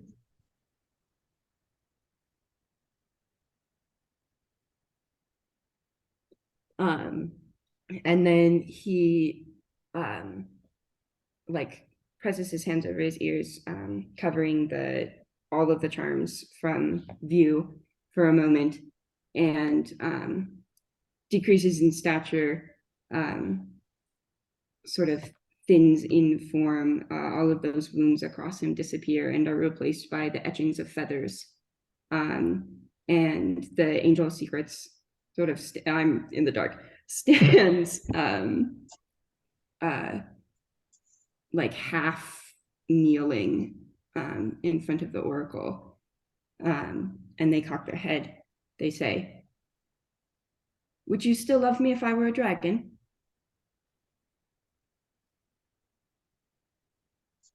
Her voice responds, but it's not her voice that comes out. And it says, "Of course I would."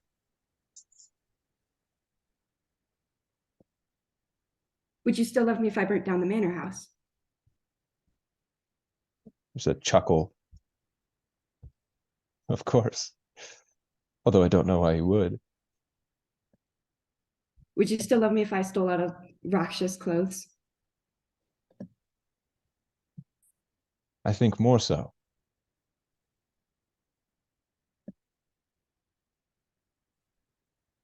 "Would you still love me if I broke your sword?" I would be sad, but even then, I still would.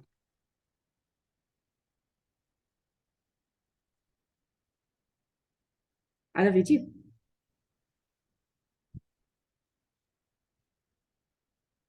And then you can kind of sense the smile as, even though in front of you is this massive snake, and the response, "No matter what you do, I will always love you."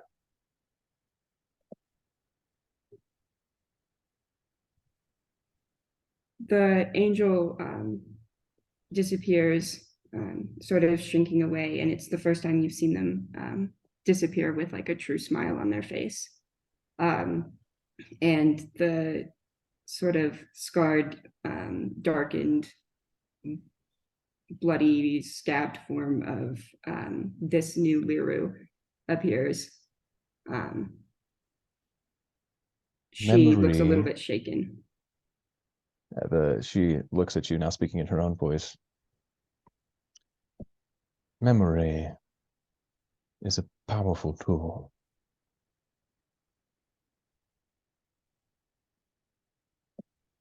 What is that supposed to mean? I was not speaking to you."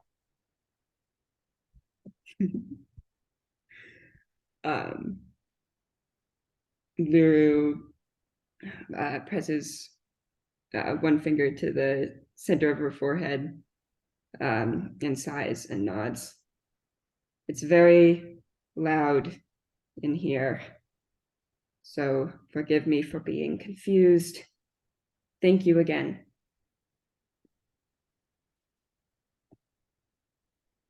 She nods her head again.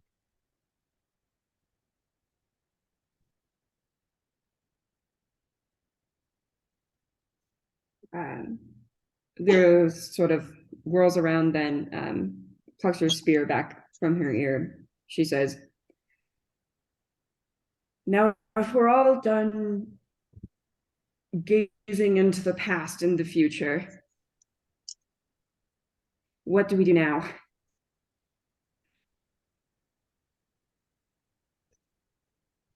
We stop that curse and we become heroes.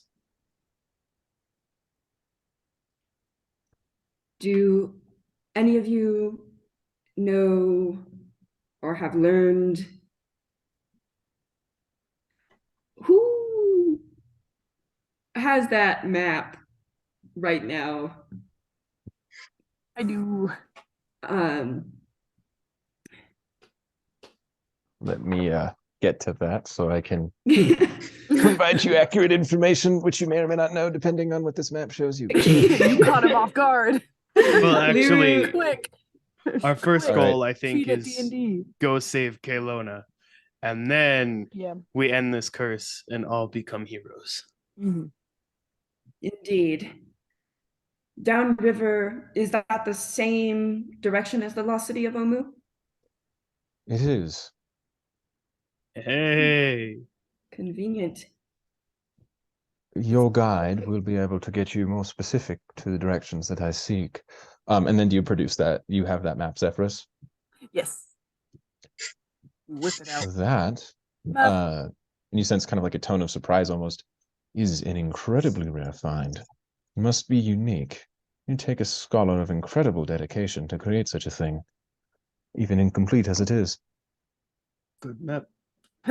Courtesy of Miss Sindra Sylvain. The location you seek is here. And you see there's just like a little glitter on the map, and I will send you all a picture of that later.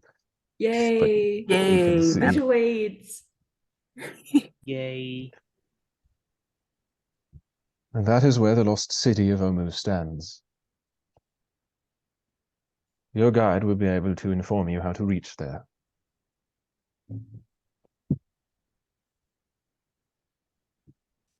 Now, as you seem intent to journey to the lost city, I have a request of you. We owe you much. What is it? There is a creature there, really, known by the name of Ross Nasi. Ross who now? They are the reason that Cholt is so full of the undead. They have joined a group of Yonti, placed themselves in charge. From the city, they plan to end the world. Now, while I do not think doesn't they sound cause good. this death curse, their plan is to end everything.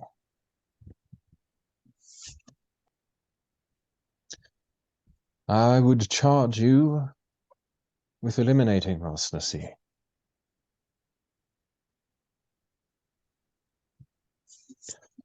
I was alive when he ravaged this area of Zendrick for the first time. There are civilizations that have been lost because of that. Such a calamity must not be allowed to occur again.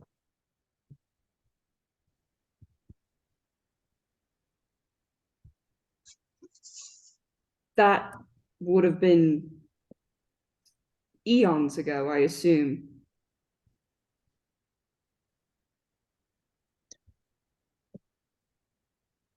She kind of like sits there, perhaps. Oh, right, not good with time. What kept this individual dormant for so long? They were defeated in their first conquest, but not killed. While they are yet a shadow of their former self, they are still formidable. Assumedly. What should we expect? Do you remember how they were defeated before? Any weaknesses that we might be able to take advantage of?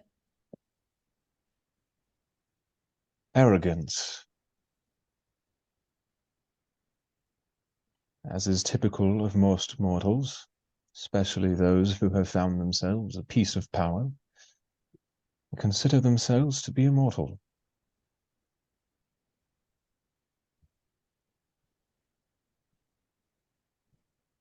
They are not.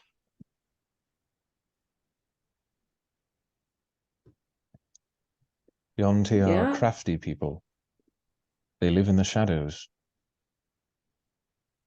While they may have the form of one, they are not truly a Yonti.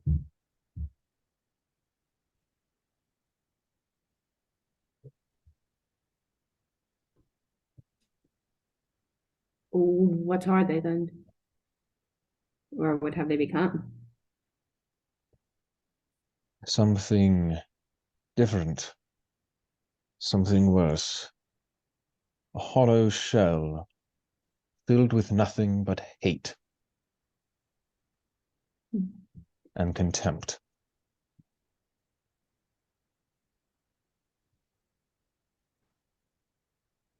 That does sound like something worth minimizing the presence of in this world. Lyra kind of glances over, out of character for a second. Did we see snake people? Specifically, I think it might have been Zephyrus.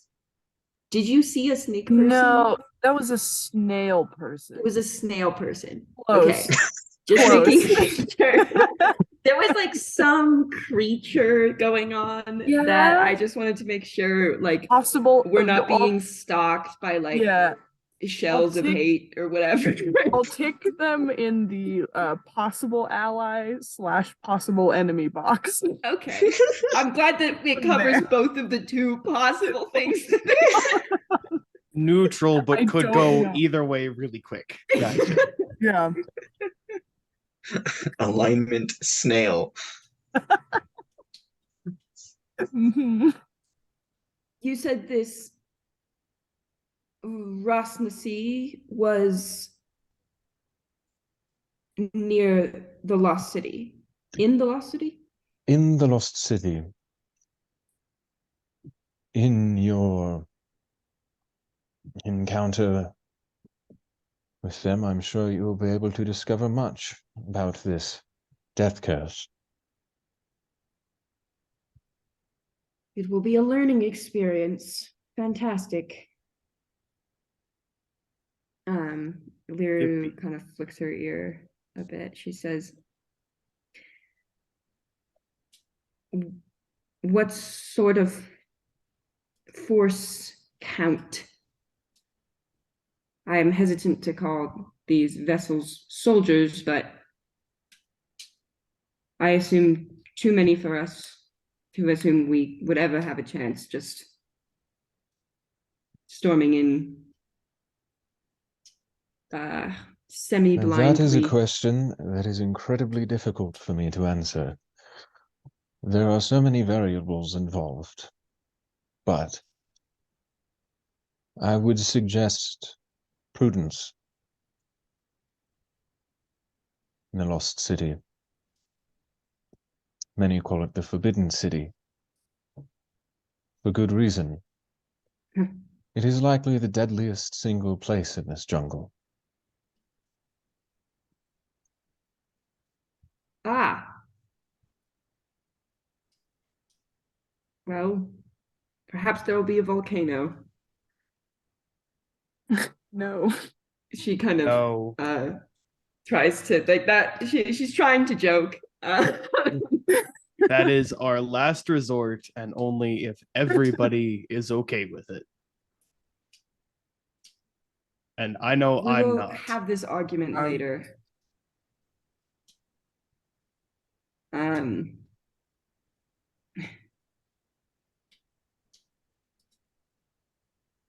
Lyra looks back at the like the stairway that leads out. I'm eager to go look for a friend. I do have one more question. Will we have to eat more snakes on the way back down? No, you will not. Yay. Do you have need of anything here? I know we can't return, but anything we could give you besides our promise of trying to eliminate this ancient evil before we eliminate another ancient evil, possibly before we eliminate a third. Anything that we can leave with you? Coming to me with your questions is payment enough. And a promise to finish Rosnasi is far more than I need.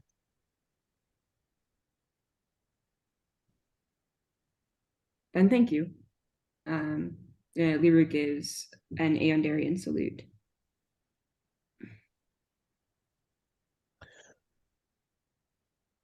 If any of you have further questions, now would be the time. How much wood could a woodchuck chuck if a woodchuck could chuck wood? There have been 5,786 recorded answers to that question. Which one would you like? Wrong. A woodchuck could chuck as much wood as a woodchuck could chuck if a woodchuck could chuck wood. That is number 3,846. Huh. No, I thought that would be a lot closer to 1. I am curious, what is the first answer? What is it? The first answer tends to involve a long string of expletives in reference to the person who asked the question. Oh. You know, I've gotten that answer before.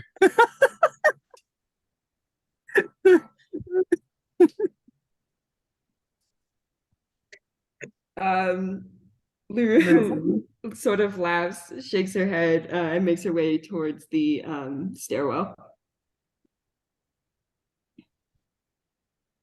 Is there any advice you have for us before we head off? Choose your path carefully, for it is your own.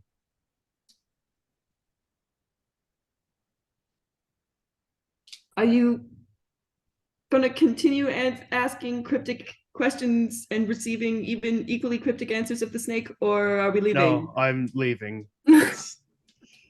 Zephyrus bows to the snake. Thank you. And Mirasandra, you hear behind you, I have the answer to the question, but if you do not seek it, I will not give it to you.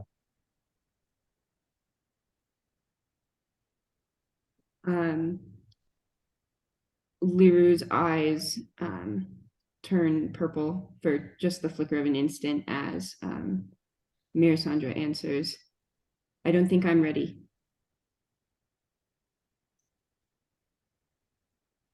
Very well. I will never see you again. I will think of you. Should you find others who need me, send them to Orolungra.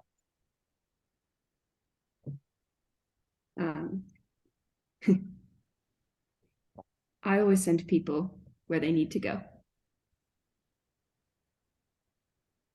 Indeed. And then her voice kind of expands as she speaks to all of you. You can share with others the location of Orolungra, but be prudent. This is not information I expect any of you to give out lightly.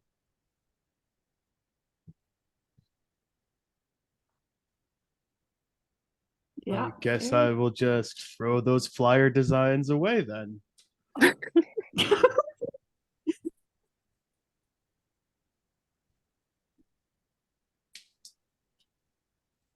We will be careful. Mm-hmm. As you said, only the worthy.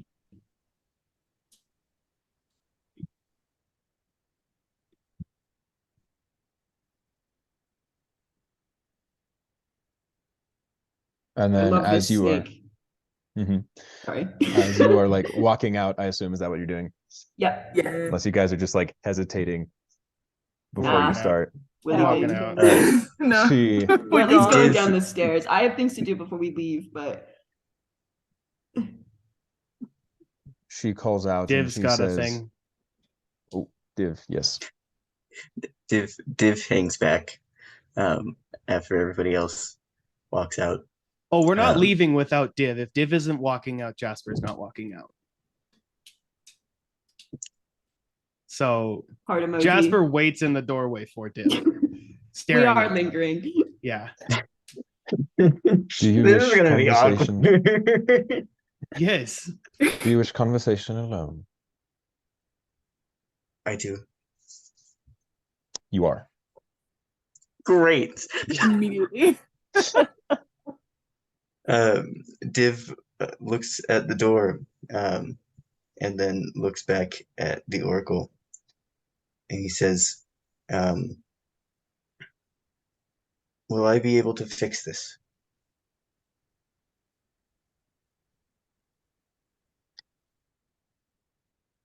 It depends on much. There are far too many choices involved in that for me to give you an answer for certain. But I can tell you this. All of the heroes who have ever lived throughout time made choices to get there. So have the villains.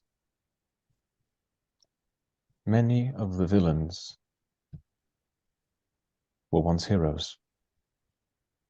And every villain had the potential to become a great hero, as every hero has the potential to become a great villain.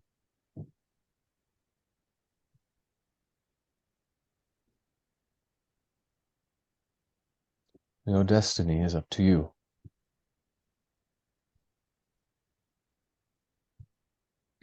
I see. Thank you.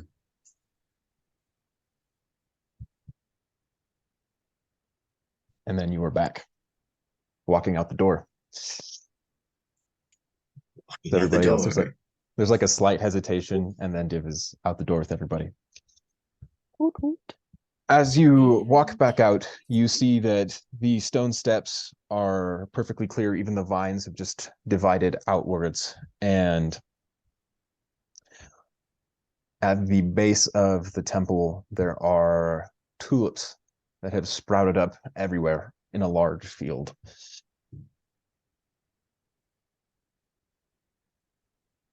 Beautiful. Flowers. Also, I'm kind of sad we don't get to be snakes again.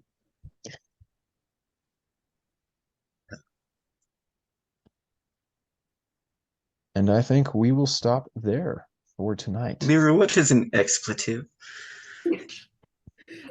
We should keep going now. What if we kept playing D&D for like a little longer?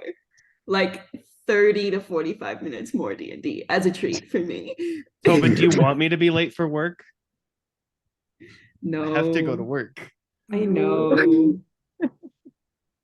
What if I made you an arm before you went to work? You could try. I don't know. You're pretty banged up. You need to be fixed first. Lyra Okay, needs here we to go. be- No, stop it. No, okay. I'll stop.